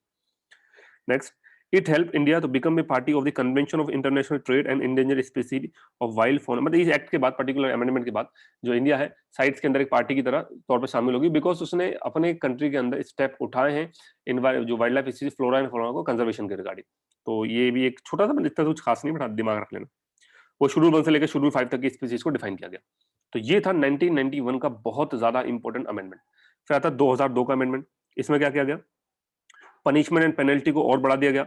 खास करके जो शेड्यूल 1 और शेड्यूल 2 स्पीसीज, शेड्यूल 2 में भी स्पेशल पार्ट 2 में जो अंदर जो है उन एनिमल को कोई हार्म करेगा तो उनके लिए पेनल्टी और जो पावर, जो सजा है वो बढ़ा दी गई। अब ये कितनी बढ़ाएगी वो हमारे काम का नहीं, बस हाँ इतना इनहेंस कर दिया गया। नया सेक्शन 51 ए इंसर्ट किया गया। 51 ए आर्टिकल नहीं है, ऐसा नहीं आप उसको समझ जाओगे। 51 एक नया सेक्शन डाला गया जिसके अंदर ये बोल दिया गया कि making certain condition applicable while granting bail, कि अगर आपको किसी को बेल देना है तो उसके लिए कुछ पर्टिकुलर कंडीशंस बता देगी, इन कंडीशन के बाद ही आपको बेल दी जाएगी। Next, no person can now acquire schedule 1 schedule 2 animal article और trophies except by way of inheritance. क्या आप मान लो शेड्यूल 1 और शेड्यूल 2 के रिगार्डिंग कोई एनिमल है, अज्यूम कर लेते हैं लॉयन है, अब उसके घर में आप देखो कई बार सिंग दांत के लॉयन के वो शेर का वो बना होता है, मुंह पीछे मूवी में देखा होगा, मुंह तो खाल वगैरह लगा रखी होती है। तो इस तरह का आप अपने पास नहीं रख सकते except by the way of inheritance, कि आपके बाप दादाओं के टाइम से आपके पास आ रहा तो अलग बात है, अदरवाइज अब आप नहीं रख सकते। तो ये इस आर्टिकल के अंदर चीजें बोलती गई। साथ में कुछ हार्डकोर क्रिमिनल है उनकी पूरी पूरी प्रॉपर्टी को फोर्टिफाई कर सकते हो, उनको बेच सकते हो, उनको इस तरह से का चीज आ गई है। Next, national board of wild life बनाने की परमिशन भी इसी एक्ट के अंदर से मिली, इसी एक्ट की वजह से बनाया गया। 2002 के अमेंडमेंट के बाद national board of wild life. आप जानते हो national board of wild life कितना इंपॉर्टेंट है, याद करो किसके लिए था ये बोर्ड? EIA, ये हम पढ़ चुके पहले, इन्वायरमेंट इंपैक्ट असेसमेंट। ये वही बोर्ड है जिसका चेयरमैन कौन होता है? Prime minister. तो वो कब बना? वाइल्ड लाइफ प्रोटेक्शन एक्ट के अंदर जो 2002 का अमेंडमेंट हुआ उसके बाद कंस्टिट्यूट किया गया। फिर आफ्टर 2006 का अमेंडमेंट वापस आता है, ये एक नया चैप्टर इंट्रोड्यूस करता है 4B। इसके अंदर से स्टेबलाइज करेंगे नेशनल टाइगर कंजर्वेशन अथॉरिटी। अब देखो दोनों अमेंडमेंट कितने इंपॉर्टेंट है कि इससे पहला वाला जो अमेंडमेंट था उसने स्टेबलाइज किया national board of for wild life, और इसने क्या स्टेबलाइज किया 2006 के ने नेशनल टाइगर कंजर्वेशन अथॉरिटी। इससे पहले वाला जो था उसने क्या स्टेबलाइज किया था? Central zoo authority. तीनों अमेंडमेंट का ध्यान से देखो, अगर 1991 वाला अमेंडमेंट देखेंगे तो इसने क्या स्टेबलाइज किया है? इसने स्टेबलाइज किया था सेंट्रल जू अथॉरिटी 1991 वाले में। 2002 अमेंडमेंट ने क्या स्टेबलाइज किया है? तो इसने स्टेबलाइज किया हमारा national board of wild life, और 2006 अमेंडमेंट ने क्या किया है? National tiger conservation authority. तो ये सारी जो भी अथॉरिटी बनी ये इसी वाइल्ड लाइफ प्रोटेक्शन एक्ट के अंदर, वाइल्ड लाइफ के अंदर ही, इस एक्ट के अंदर ही बनाई गई, डिफरेंट अमेंडमेंट के थ्रू। अच्छा, ये क्यों बनाना पड़ा नेशनल टाइगर कंजर्वेशन अथॉरिटी? उसके रीजन ये, बिफोर दिस अमेंडमेंट 2006 के अमेंडमेंट से पहले tiger reserve were not defined under the law but were merely administrative designation to enable funding under the project tiger. Project tiger था, उसके अंदर आपको पता प्रोजेक्ट टाइगर प्रोसेस क्या, अभी पढ़ेंगे प्रोजेक्ट टाइगर। तो उसके अंदर फंडिंग लेने के लिए एक एडमिनिस्ट्रेटिव डेजिग्नेशन था कि हाँ भैया ये टाइगर अथॉरिटी है, इनको पैसा दो, ये प्रोजेक्ट टाइगर काम करेंगे। ऐसा कुछ खास वो नहीं था कि पूरी स्टेप कोई एक होता है अथॉरिटी बनाएगी जिसको रिस्पॉन्सिबल हो गवर्नमेंट के लिए, बट एक दो लोग लगा के वो काम छोड़। इसके बाद लगा जरूरत लगी नहीं, अगर टाइगर रिजर्व को सेव करना है तो हमको स्पेसिफिकली एक स्टैट्यूटरी बॉडी बनानी पड़ेगी जो एक्ट से पावर लेगी और उसके अंदर काम करेगी। तो उसके बाद 2006 में एक स्टैट्यूटरी बॉडी जिसको नेशनल टाइगर कंजर्वेशन अथॉरिटी बोलते हैं वो स्टेबलाइज की गई, और उसके बाद ये सारी जो टाइगर की रिगार्डिंग पावर थी इसको दे दी गई। अभी पूरी तरह से आप ये जो है ये गवर्नमेंट के लिए रिस्पॉन्सिबल हो गया। दूसरी बात क्या है कि अभी इसके पास पावर भी ज्यादा है, वरना पहले क्या होता था, ये जो टाइगर जो रिजर्व के जो भी अथॉरिटी थी उनको पावर भी लिमिटेड थी, पूरी की पूरी पावर किसके पास थी? हमारी जो दूसरी जो ऑर्गेनाइजेशन है वाइल्ड लाइफ के रिगार्डिंग उनके पास, इनके पास नहीं थी। तो ये थोड़ा सा इनकी जरूरत महसूस हुई और बाद में स्टेप लाए 2006 में टाइगर के regarding. This amendment act does not allow any commercial exploitation of the forest produce in the both national park and wildlife sanctuary.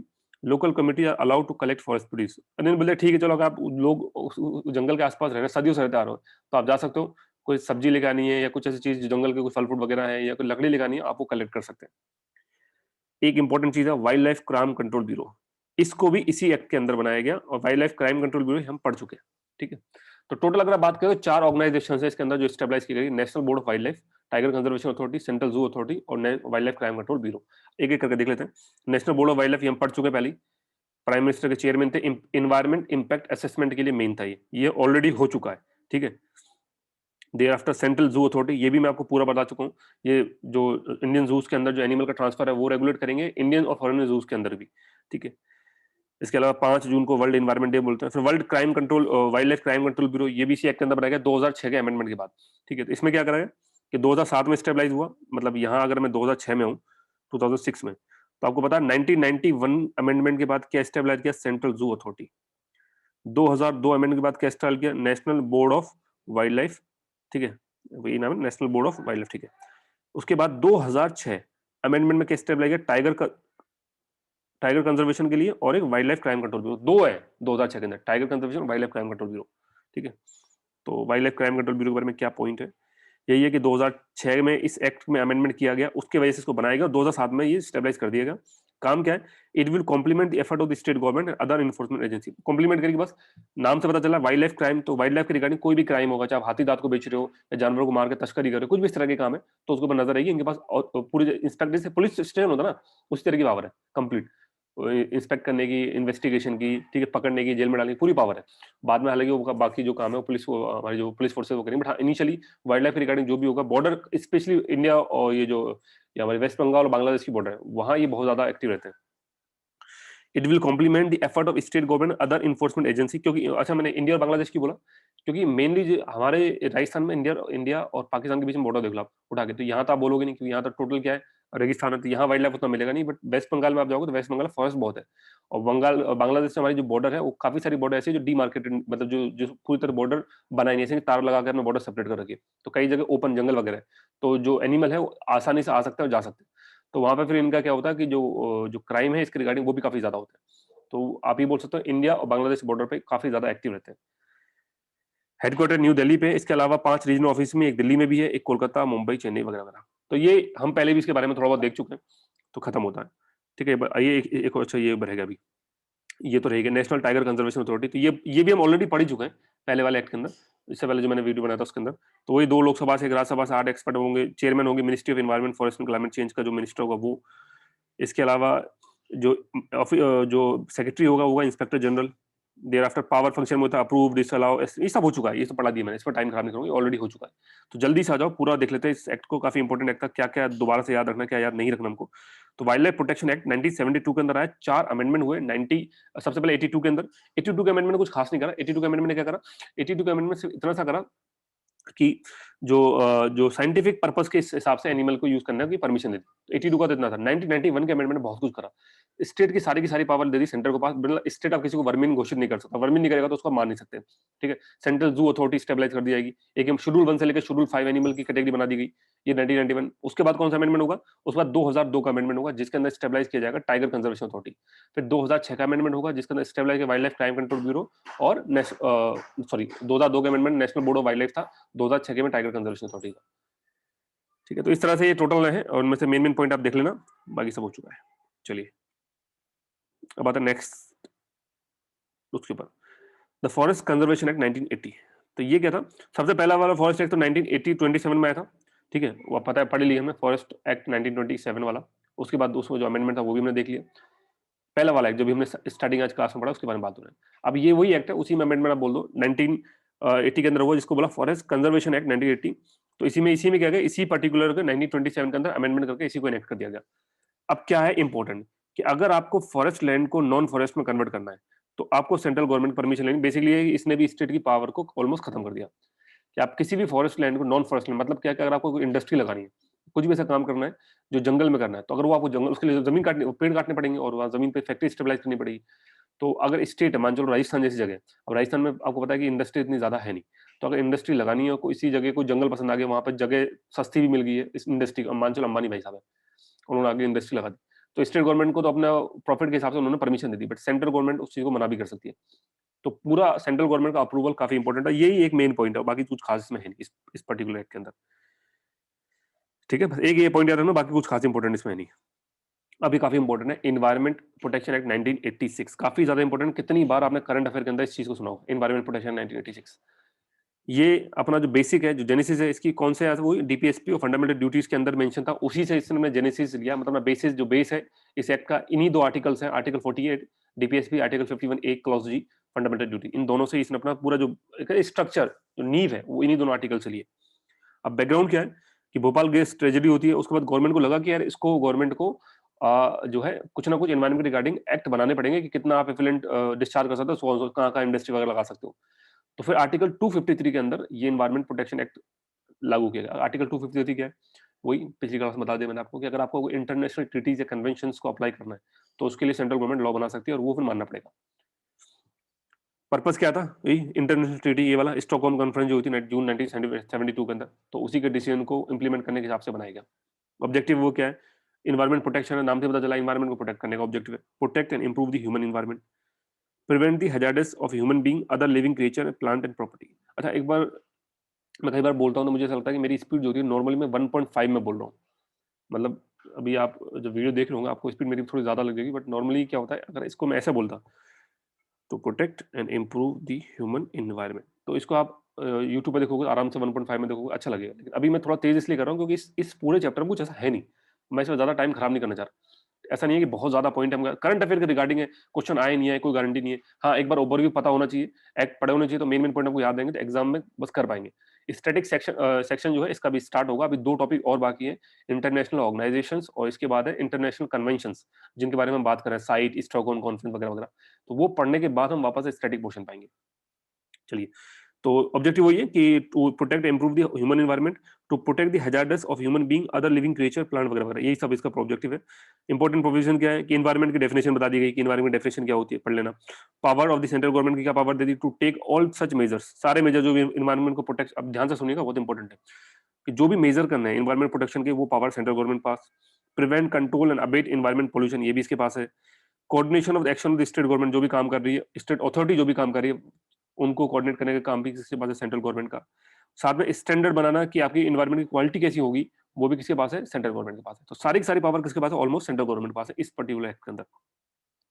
अच्छा, पावर जो डायरेक्शन देने का वो भी सेंट्रल गवर्नमेंट के पास है, स्पेशली स्टेट गवर्नमेंट को। Regulate the environmental pollution, central government के पास है।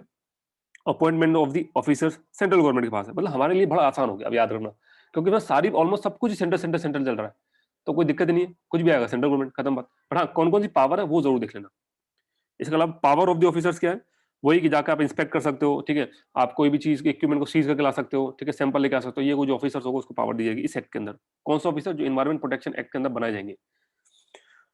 Act grant immunity to officers, हाँ ये बहुत ही ज्यादा इंपॉर्टेंट है, ऑफिसर्स को इम्यूनिटी दे दी।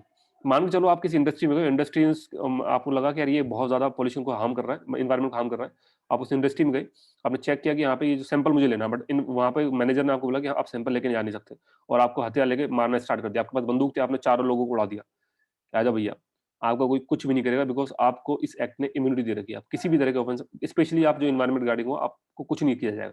तो ये मतलब अच्छा पॉइंट है, आप ये बोल सकते हो, थोड़ी सी पावर दे देगी। या उसी तरह से जो हमारे डिप्लोमेट होते हैं उनको इम्यूनिटी होती है, जो डिप्लोमेट होते हैं ना, जैसे मान चलो अपने आईएफएस ऑफिसर होते हैं, फॉरेन ऑफिसर सर्विसेज के, जो वो पाकिस्तान में कहीं भी चला किसी कंट्री के अंदर, अगर वहाँ किसी को मार भी देंगे तो वहाँ की गवर्नमेंट उनको सजा नहीं दे सकती, ये है। और दूसरी बात क्या होती है कि जो भी ये भी जैसे मान चलो एम्बेसीज होती है, जैसे इंडियन एम्बेसी कहाँ कहीं अगर पाकिस्तान की बॉर्डर, पाकिस्तान के अंदर है, तो वो पाकिस्तान नहीं, फिर इंडिया है, वो पूरी जमीन फिर इंडिया की होगी, वो इंडिया की तरह ट्रीट की जाएगी।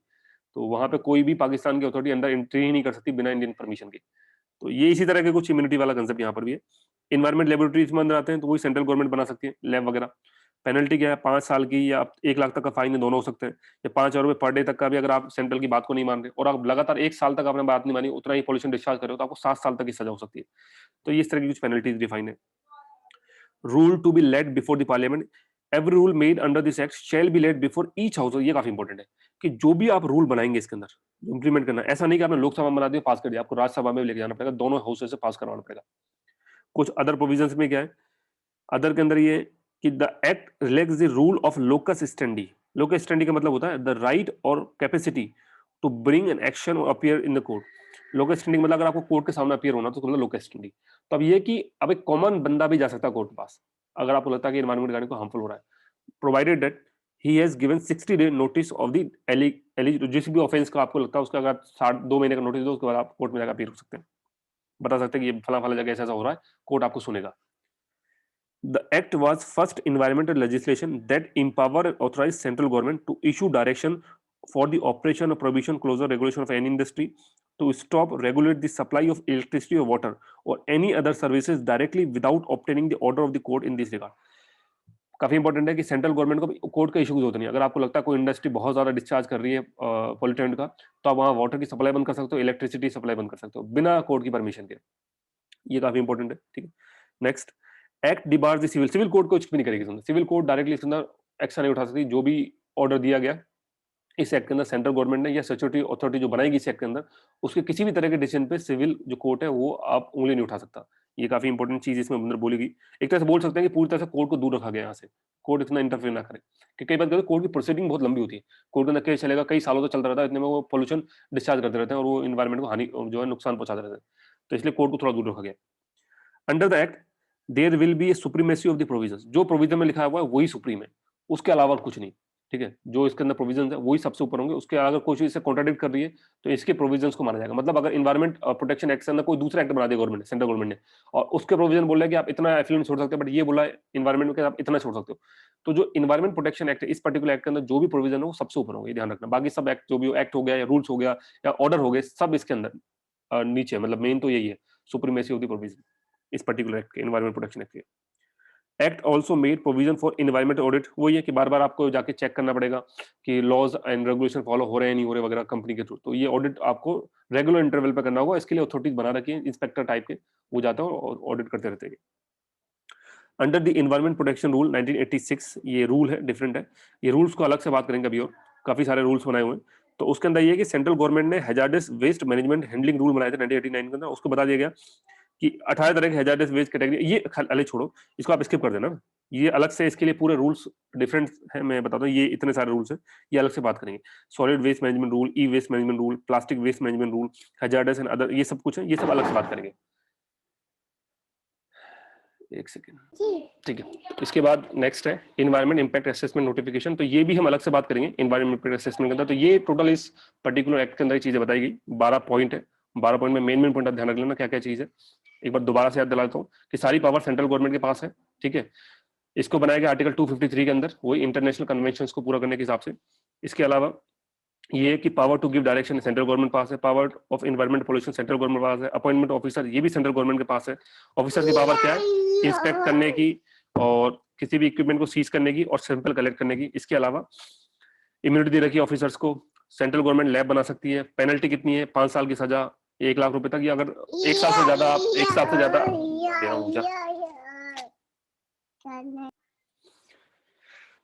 इसके बाद, ठीक है, जितने भी रूल बनाएंगे वो each house of the parliament के सामने रखना पड़ेगा, चाहे लोकसभा हो चाहे वो राज्यसभा हो।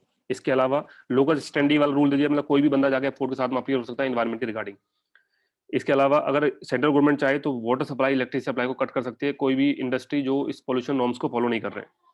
एनवायरमेंट ऑडिट का कंसेप्ट डाल दिया गया और कुछ रूल्स बना दिए गए, उन रूल्स को हम अलग अलग सेपरेटली बात करेंगे। ये सारे रूल्स है, मतलब 2 सेपरेट चीजें इसके अंदर, एक तो एनवायरमेंट से रिगार्डिंग जो भी रूल्स है वो, और एनवायरमेंट इंपैक्ट असेसमेंट, ये अलग से हम बात करेंगे, सेपरेट चैप्टर है। इसके बाद नेशनल गंगा काउंसिल है, इसके बारे में ऑलरेडी हम बात कर चुके हैं। जो नेशनल गंगा काउंसिल क्यों उसके बाद में बता रहा हूँ, क्योंकि नेशनल गंगा काउंसिल की जो भी फॉर्मेशन है वो इसी एक्ट के अंदर रहेगी, एनवायरमेंट प्रोटेक्शन एक्ट के अंदर, बट इसके बारे में हम ऑलरेडी बात कर चुके हैं। तो आज के लिए इतना काफी है, अगले क्लास के अंदर मैं कोशिश करूंगा पूरा कवर करने की। थोड़ा बहुत टॉपिक और बाकी है वो भी खत्म कर लेते हैं। जैसे एक है नेशनल फॉरेस्ट पॉलिसी 1988। अब इसके अंदर क्या है, ऑब्जेक्टिव तो आपके सामने लिखे हुए हैं। ऑब्जेक्टिव इतना खास इंपॉर्टेंट नहीं है, मेन क्योंकि ये सारे ऑब्जेक्टिव हुए हैं जो आपको बताया, तो कॉमन सेंस है कि इस तरह का ऑब्जेक्टिव अगर ऑप्शन में आ भी गए तो कर भी दोगे। ऑब्जेक्टिव इतने खास नहीं है, बट फिर भी मैं चाहूंगा एक बार आप इन ऑब्जेक्टिव, सारे ऑब्जेक्टिव पढ़ लो एक बार। Meeting rural and tribal population requirement, फुटबॉल वगैरह जो लकड़ी वगैरह लेके आते हैं उस हिसाब से। Increasing productivity of forest, encouraging efficient utilization of forest produce, creating a massive population movement।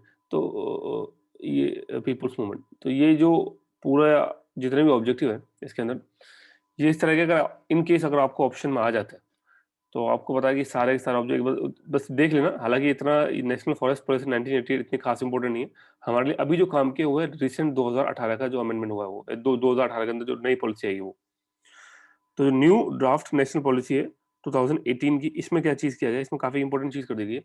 देखिए इससे पहले क्या हुआ, 2018 की पॉलिसी आने से पहले 2 साल पहले एक पॉलिसी और आई थी 2016 की।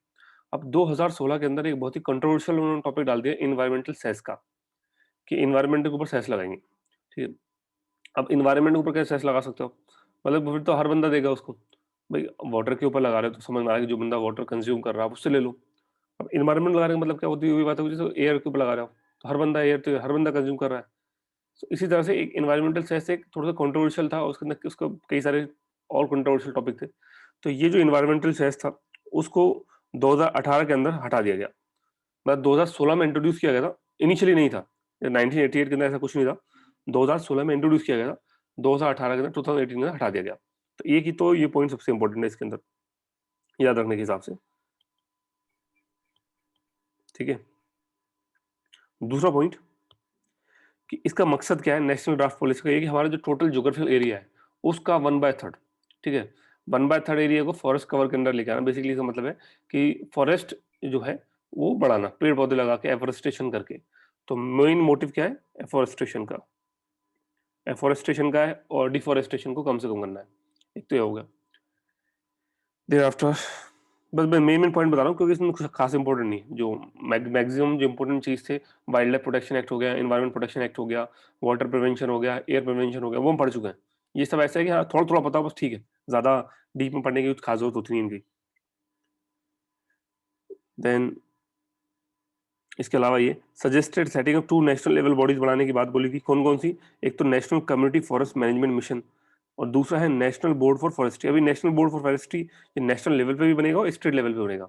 तो जो नेशनल बोर्ड ऑफ फॉरेस्ट्री होगा, मतलब जो नेशनल लेवल पे होगा, उसको हेड करेंगे सेंट्रल मिनिस्टर, जो किसके चार्ज है फॉरेस्ट के। बेसिकली ये किसके बारे में बात हो रही है? Ministry of environment forest and climate change वाले, ठीक है, ये उनके बारे में बात हो रही है। मैं लिख भी देता हूँ आपको, चार्ज ऑफ फॉरेस्ट का मतलब है ministry of environment forest and climate change, ठीक है। एक तो ये हो गया, तो ये तो इनको हेड करेंगे इस पर्टिकुलर को, नेशनल बोर्ड फॉर फॉरेस्ट्री को। स्टेट में आ जाएगा, स्टेट का मिनिस्टर आ जाएगा रिस्पेक्टिव मिनिस्ट्री का। तो ये एक पॉइंट छोटा, ज्यादा कुछ खास नहीं है, देख लेना हो जाए तो। देन बाकी कुछ भी इंपॉर्टेंट नहीं इसके अंदर, ठीक है, बाकी छोटे मोटे से पॉइंट है, बाकी कुछ खास इंपॉर्टेंट मेन ये 2 या 3 पॉइंट थे जो पूरी इस पॉलिसी में आपको याद रखने हैं। एक तो टोटल 1/3 एरिया को फॉरेस्ट कवर के अंदर लेके आना है। देन एनवायरमेंटल सेस जो इंट्रोड्यूस किया गया 2016 में, उसको हटा दिया गया। और उसके बाद दूसरे पॉइंट, ये तीसरा पॉइंट ये हो गया।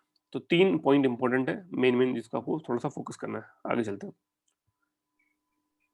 नेक्स्ट है the protection of plant varieties and farmer right 2001। ये भी कुछ खास इंपॉर्टेंट नहीं है, ये भी काफी बहुत पुराना एक्ट हो चुका है, जिसके रिगार्डिंग कुछ खास इंपॉर्टेंट पॉइंट हमारे इस समय है 2021 के अंदर बात करें तो खास इंपॉर्टेंट है नहीं। तो इसको मैं फिलहाल स्किप कर रहा हूँ, पीडीएफ में जरूर आपको दूंगा, आप चाहें तो पीडीएफ में इसको देख सकते हैं। बट मेरे हिसाब से इतना इंपॉर्टेंट नहीं है जिसको हम क्लास के अंदर डिस्कस करते वो टाइम खराब करें। लिखा हुआ है, पढ़ लेना, आ जाए तो वो हमारी किस्मत है, बाकी इसको इतना कुछ खास इस पर फोकस करने की जरूरत नहीं है। आइए या इसको पढ़ते हैं, द बायोलॉजिकल डाइवर्सिटी एक्ट 2002।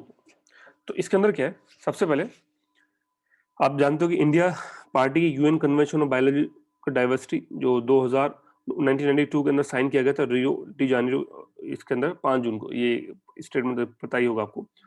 तो India is a party of UN convention on biological diversity. कहाँ साइन हुआ? Rio de Janeiro. कहाँ और किस डेट को साइन हुआ? 5 जून 1992 को था।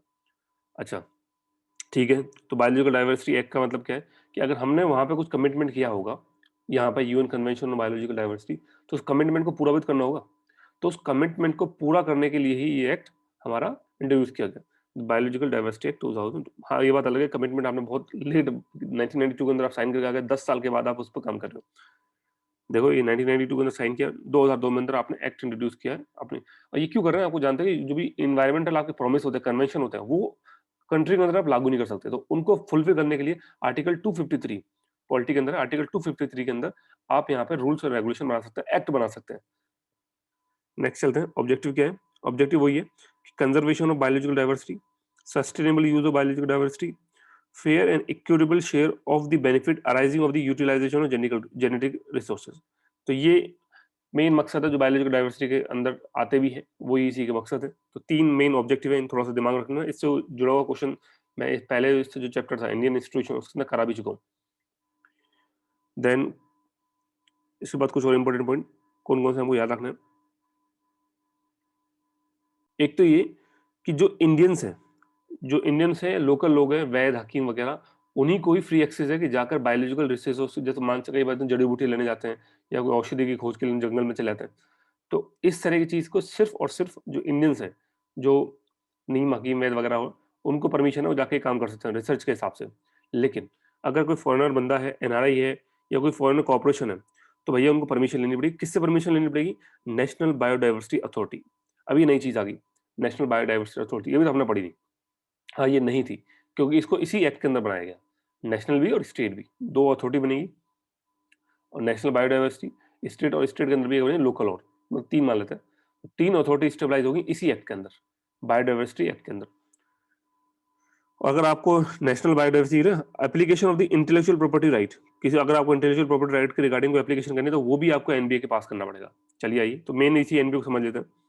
तो सेकंड पॉइंट ये है कि national biodiversity authority, state biodiversity authority और biodiversity management committee local level पे, ये 3 चीज स्टेबलाइज होगी इसके एक्ट अंदर। तो नेशनल बायोडायवर्सिटी अथॉरिटी क्या है? Ministry of environment forest climate change के अंदर आती है।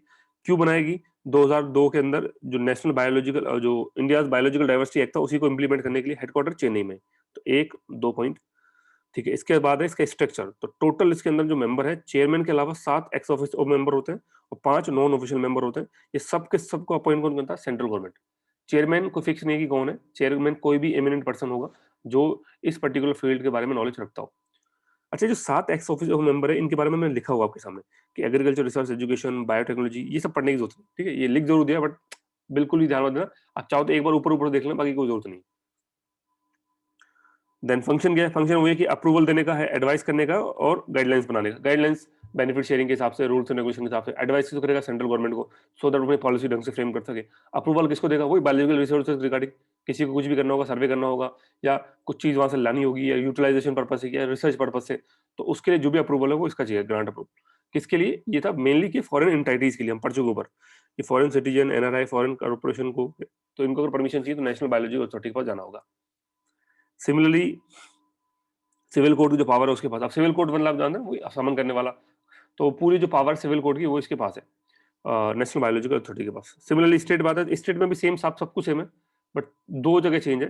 पहला तो ये कि ये जो स्टेट बोर्ड है ये सिर्फ और सिर्फ स्टेट में होगा, यूटी के अंदर नहीं होगा, ठीक है। मतलब और जो नेशनल था वो तो स्टेट ड्यूटी सब पे लगता है। दूसरा, स्ट्रक्चर के अंदर 7 ऑफ मेंबर से ऊपर, यहाँ से 5 है, बाकी सब कुछ ठीक है, बाकी में कुछ चेंज नहीं करना आपको, ठीक है। तो 7 की जगह 5 कर दिया गया। अच्छा, ड्यूटीज क्या है ऑफ सेंट्रल गवर्नमेंट, मतलब जो अब तो ये बात कर चल अथॉरिटीज की, गवर्नमेंट की क्या ड्यूटी है? तो ये गवर्नमेंट की ड्यूटी है, ये करना ही करना है, कुछ खास इंपॉर्टेंट नहीं है, बट देख लो एक बार कि गवर्नमेंट ड्यूटी क्या है, बट इतना कोई खास क्वेश्चन आने वाला नहीं है कि पॉलिसी से, ये चलो पढ़ लो एक बार।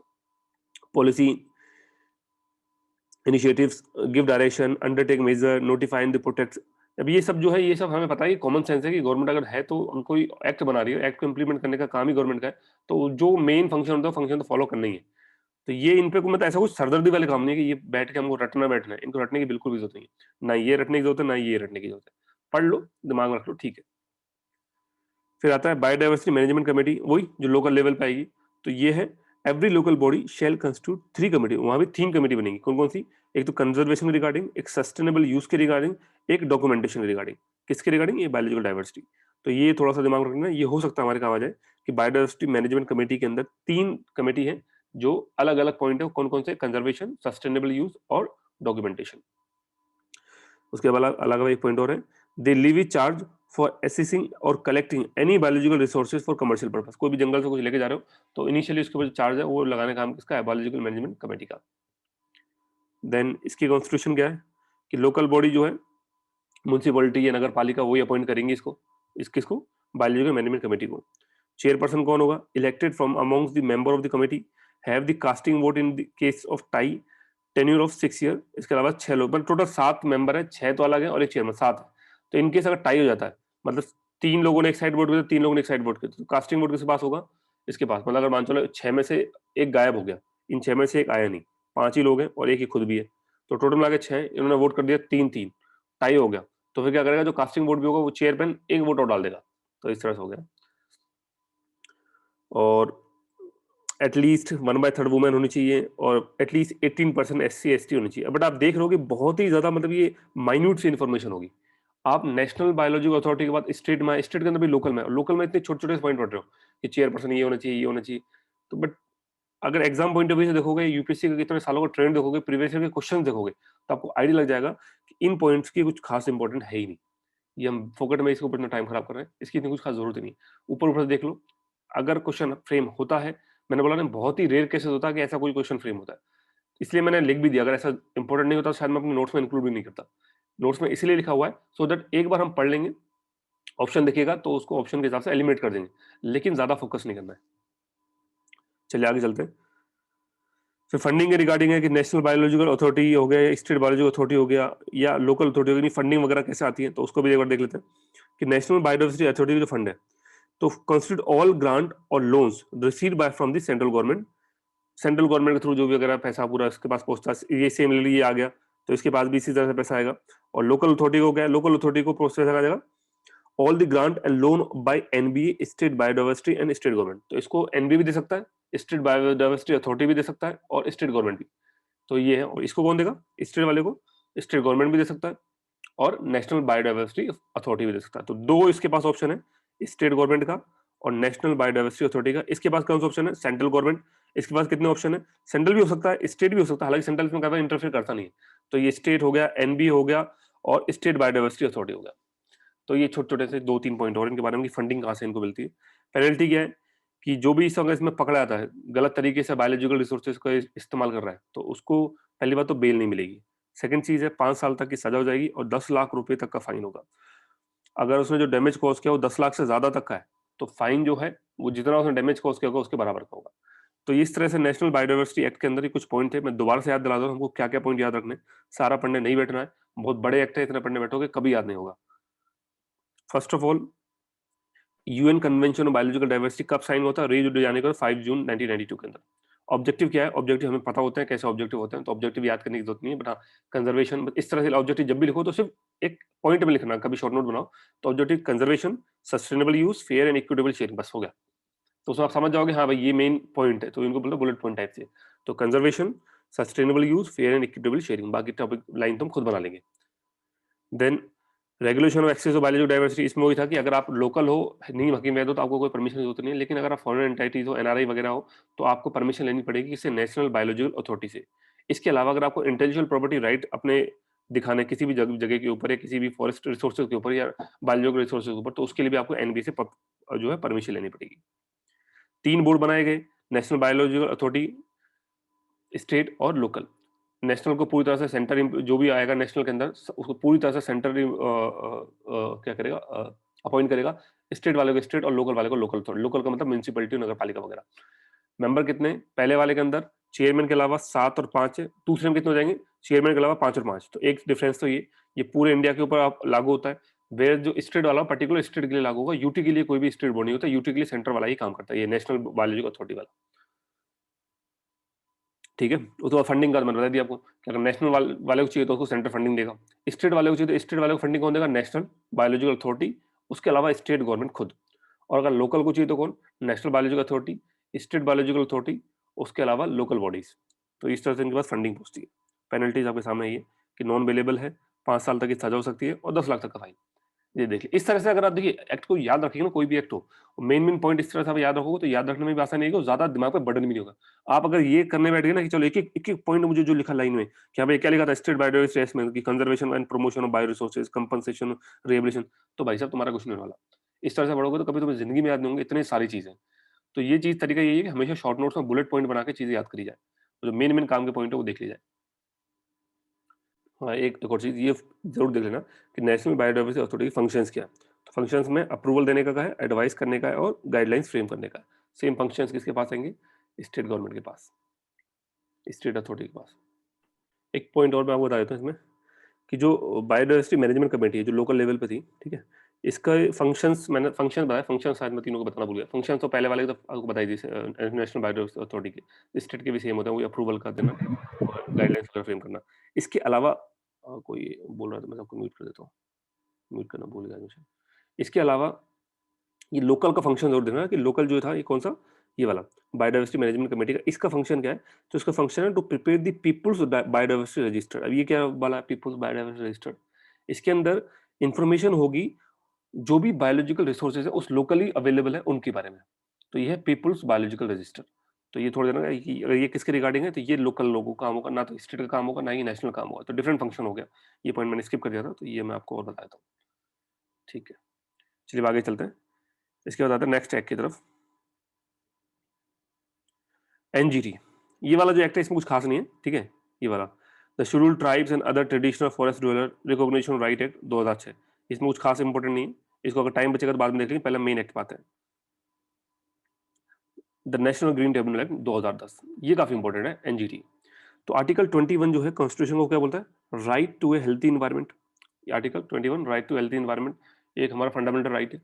तो उसी के रिगार्डिंग ये नेशनल ग्रीन ट्रिब्यूनल एक्ट भी है। अब आपको नाम से पता चलेगा ट्रिब्यूनल, ट्रिब्यूनल का मतलब क्या है भैया, आपने इतने सारे एक्ट तो बना दिए, अब लोगों को अगर शिकायत होगी तो क्या बार बार हाई कोर्ट जाएंगे, बार बार सुप्रीम कोर्ट जाएंगे क्या लोग? अब हम पहले से इतने सारे केसेस पड़े हुए हैं, इसका मतलब तो पेंडिंग पेंडिंग चलता रहेगा। तो आपको कोई एक अलग से ट्रिब्यूनल बनाना पड़ेगा जो इनकी सुनवाई करे, बिल्कुल उसी के लिए बनाएगा नेशनल ग्रीन ट्रिब्यूनल एक्ट। तो पहले तो मैं आपको बताता हूँ इस एक्ट के अंदर, इस ट्रिब्यूनल के अंदर किस किस एक्ट के अंदर केसेस सुनने की पावर है।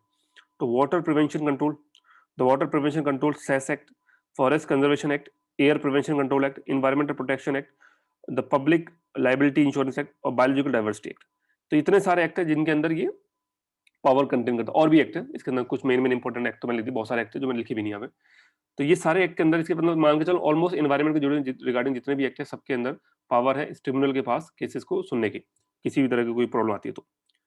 ऑब्जेक्टिव क्या है एनजीटी स्टेबलाइज करने के पीछे, effective and expedition disposal of cases relating to the environment protection and conservation, enforcement of any legal right relative, मतलब वो ये कि जितना जल्दी हो सके उतना जल्दी आप जो केसेस को खत्म करो और निपटाओ बेटर जो भी चल रहा है।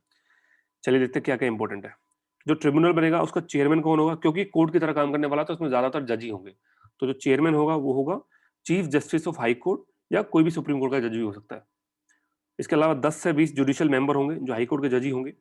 10 से 20 एक्सपर्ट मेंबर होंगे जिनके पास मास्टर या डॉक्टरल डिग्री होगी 15 साल की, या फिर 5 साल तक का एनवायरमेंट के रिगार्डिंग एक्सपीरियंस हो, पर ये कुछ खास इंपॉर्टेंट नहीं, ये छोड़ दो। Any member with specialise knowledge, उसको भी अगर चाहे तो चेयरमैन अपॉइंट कर सकता है, मतलब जो इनमें मेंशन ना हो अलग से भी, जिसको स्पेशल नॉलेज है इन्वायरमेंट के रिगार्डिंग, जो बता सकता है। क्योंकि हो सकता है जज है ना, अब जज ने तो लॉ की पढ़ाई करी, उसको कैसे बताओगे इन्वायरमेंट के बारे में? आपने बोल तो दिया कि जज चाहिए, बट जज तो अपने जुडिशरी के हिसाब से काम करेगा। तो इन्वायरमेंट के रिगार्डिंग कि भैया एक्चुअली में इसने जो फॉरेस्ट इतने काटा है इससे, या कोई जो डिफॉरेस्टेशन किया है इससे एक्चुअली कितना नुकसान है, क्लाइमेट चेंज को कितना नुकसान है, तो उसके लिए कोई इन्वायरमेंट एक्सपर्ट चाहिए। तो उसकी अपॉइंटमेंट कौन करेगा? उसकी अपॉइंटमेंट करेगा चेयरमैन। ये इंपॉर्टेंट, ये चेयरमैन, सेंट्रल गवर्नमेंट नहीं, स्टेट गवर्नमेंट, चेयरमैन, ये वाला। जुरिस्डिक्शन क्या है? वही सिविल कोर्ट की तरह, जो सिविल केसेस सुनते हैं उसी तरह काम करेगा, कोर्ट की तरह जुरिस्डिक्शन है। देन ये सारे एक्ट इसके अंदर आते हैं। देन एनजीटी में provide to the victim of the pollution, कि अगर किसी पॉल्यूशन की वजह से कहीं पे कोई नुकसान हुआ है, जैसे आप मान लो केरला के अंदर फ्लड आ गई थी, ठीक है, आपने देखा था केरला के अंदर जो डैम बनने की वजह से, हालांकि अगर एनजीटी ढंग से काम करता तो जो भी विक्टिम थे उन विक्टिम को कंपनसेशन मिलना चाहिए था, जो डैम बनाने की वजह से जो हुआ था, बट खैर छोड़ी। तो इस तरह का ये एनजीटी का पर्पज भी है कि रिलीफ कंपनसेशन प्रोवाइड करना जो भी विक्टिम है उनके लिए। एपेलेट जुरिस्डिक्शन क्या है कि any person aggrieved by the order और decision made under the act, कि अगर किसी को पसंद नहीं आते इन एक्ट के अंदर कोई डिसीजन, इन वाले के अंदर कोई डिसीजन पसंद नहीं आते, तो 30 दिन के भीतर वो एनजीटी को अप्लाई कर सकता है, 30 दिन, 30 डे के अंदर, ठीक है। अच्छा, ट्रिब्यूनल का प्रोसीजर क्या है? The tribunal shall not be bound by the procedure let down by the code of, ओहो, मतलब ये सीआरपीसी फॉलो नहीं करेगा, ना ये इंडियन एविडेंस एक्ट फॉलो करेगा, तो ये दोनों ही फॉलो नहीं कर रहा। तो भैया फिर क्या फॉलो करता है?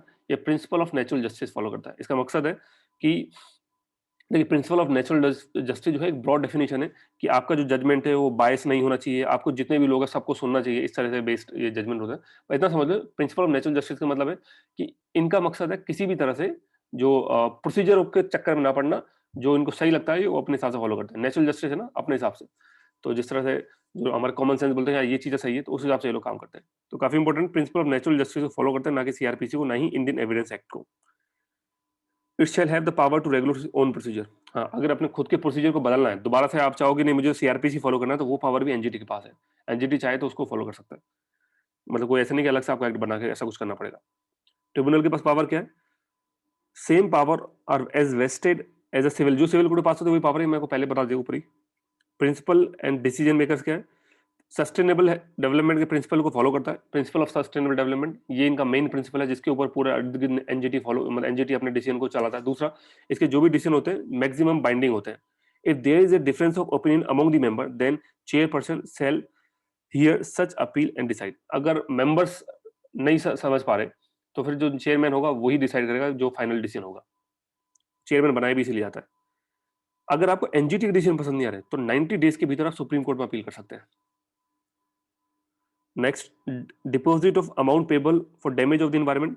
अगर आपने कोई एनवायरनमेंट को नुकसान किया तो उसके कंपनसेशन जो है shall be remitted to the authority specified under the public liability insurance act. तो ये पब्लिक लाइबिलिटी इंश्योरेंस एक्ट के अंदर जो अथॉरिटी बनाई हुई है, जो मतलब ऑफिसर्स बनाए हुए हैं, उनको आपको पैसा देना पड़ेगा और वो उसको एनवायरमेंटल रिलीफ फंड के अंदर पहुंचा देंगे, क्रेडिट कर देंगे उस पैसे को। पेनल्टीज क्या है? 3 साल तक की सजा है, 10 करोड़ रुपए तक का फाइन है, या 25 हजार पर डे तक का हो सकता है अगर आपने इस फेलियर को रोका नहीं तो। देन 3 शेड्यूल बनाए गए, शेड्यूल 1, शेड्यूल 2 और शेड्यूल 3। शेड्यूल 1 के अंदर है contain the list of various environmental related act under which order और डिसीजन आर टेकन और which are heard by the tribunal. Schedule 2 के अंदर क्या है? Contain heads under which compensation और डैमेज में बी क्लेम। और शेड्यूल 3 के अंदर क्या है? Contain the amendment made to the various environment act. मतलब ये है कि शेड्यूल 1 के अंदर तो क्या है? सारे में इन्वायरमेंटल रिलेटेड एक्ट आ गए।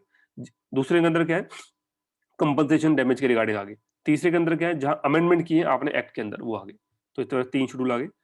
देन मैंडेट क्या है? डिस्पोजल ऑफ एप्लीकेशन और appeals finally with in 6 month. जो भी आपके पास मैटर आ रहा है आपको उसको 6 महीने के अंदर आपको खत्म करना है, इसलिए तो बनाएगा ट्रिब्यूनल। अगर ये भी सालों साल चलाएंगे तो इनका और सुप्रीम कोर्ट हाईकोर्ट में फर्क क्या रहेगा फिर? तो 6 महीने के अंदर खत्म करना है। टोटल 5 जगह है इंडिया में। न्यू दिल्ली के अंदर तो इनका मेन है, जो आप बोल रहे हो प्रिंसिपल प्लेस ऑफ सिटिंग, जैसे सुप्रीम कोर्ट है वैसी तरह है। उसके अलावा भोपाल, पुणे, कोलकाता, चेन्नई 4 जगह और है। बस बाकी कैंपा जो है, कैंपा हम ऑलरेडी पढ़ चुके हैं, ठीक है। कैंपा के बारे में ऑलरेडी बात हो चुकी है। बाकी जो छोटे मोटे एक्टर उनको मैं पढ़ा क्लास में बताने की जरूरत नहीं है। आइए जरा जल्दी देख लें एनजीटी में दोबारा हमको क्या क्या पॉइंट याद रखने हैं। तो first of all important point, इसके जो स्टेबलाइजमेंट है उसके अंदर कितने मेंबर होते हैं, क्या ये इंपॉर्टेंट है। कौन कौन से एक्ट के अंदर इसके अंदर पावर है वो। देन रिलीफ देने का काम भी कर सकता है एनजीटी। इसके अलावा 30 दिन के भीतर आपको अपील करनी पड़ेगी एनजीटी के पास अगर आपको इन एक्ट में से किसी भी एक्ट के अंदर कोई चीज आपको सही नहीं लगी तो। देन एनजीटी का प्रोसीजर क्या फॉलो करता है? Principal of natural justice follow करता है, काफी इंपॉर्टेंट है, ठीक है। ये जो प्रोसीजर फॉलो करता है सीआरपीसी, सॉरी सीआरपीसी बोलो, बार बार मैं सीआरपीसी बोल रहा हूँ उसके लिए माफी चाहता हूँ। सीआरपीसी नहीं, कोड ऑफ सिविल प्रोसीजर, ये सीआरपीसी नहीं है ना। एंड इंडियन एविडेंस एक्ट इसको फॉलो नहीं करता। पावर ऑफ द ट्रिब्यूनल क्या है? वही सिविल कोड की तरह पावर है। दूसरा, जो डिसीजन के टाइम पे कौन सा प्रिंसिपल फॉलो करता है? प्रिंसिपल ऑफ सस्टेनेबल, मतलब दो आप ये मानोगे, दो प्रिंसिपल पे काम कर रहा है हमारा। एक तो प्रिंसिपल ऑफ नेचुरल जस्टिस, एक principle of sustainable development. Decision binding होंगे, ठीक है। अगर आप अपील करें तो 90 दिन के अंदर सुप्रीम कोर्ट के पास जा सकते हैं। इसके अलावा एक अथॉरिटी बनाई जाएगी जो पब्लिक लाइबिलिटी इंश्योरेंस एक्ट के अंदर होगी, जिसका काम होगा फंडिंग कलेक्ट करना और इन्वायरमेंटल रिलीफ फंड के अंदर उसको पहुंचाना। टोटल पेनल्टी 3 साल तक की सजा, 10 करोड़ तक का फाइन या 25 हजार पर डे तक का फाइन हो सकता है। इसके अलावा 3 शेड्यूल बनाए गए। उस शेड्यूल के अंदर कौन कौन से एक्ट है? पहले शेड्यूल के अंदर एनवायरमेंट रिगार्डिंग है, दूसरे के अंदर जो भी कंपनसेशन या डैमेज देना वो वाला क्लेम करना है उस एक्ट के अंदर करेंगे, शेड्यूल के अंदर। और तीसरा है अमेंडमेंट जो भी किए गए वो सब शेड्यूल नंबर 3 के अंदर आते हैं। लास्ट 6 महीने के अंदर केसेस डिस्पोज करना है। 5 जगह बनाए गए हैं, न्यू दिल्ली में मेन हेड ऑफिस है, उसके अलावा भोपाल, पुणे, कोलकाता एंड चेन्नई। बाकी कैंप हम ऑलरेडी पहले पढ़ चुके हैं, ठीक है। तो इसी के साथ ये इन्वायरमेंट वाला जो एक्ट है वो तो होता पूरा खत्म। जितने भी एक्ट थे मैंने बता दिए इंपॉर्टेंट। बाकी एक दो छोटे मोटे एक्ट और लिखे हैं मैंने, वो आप सेल्फ पढ़ लेना, पीडीएफ आपको प्रोवाइड कर दूंगा।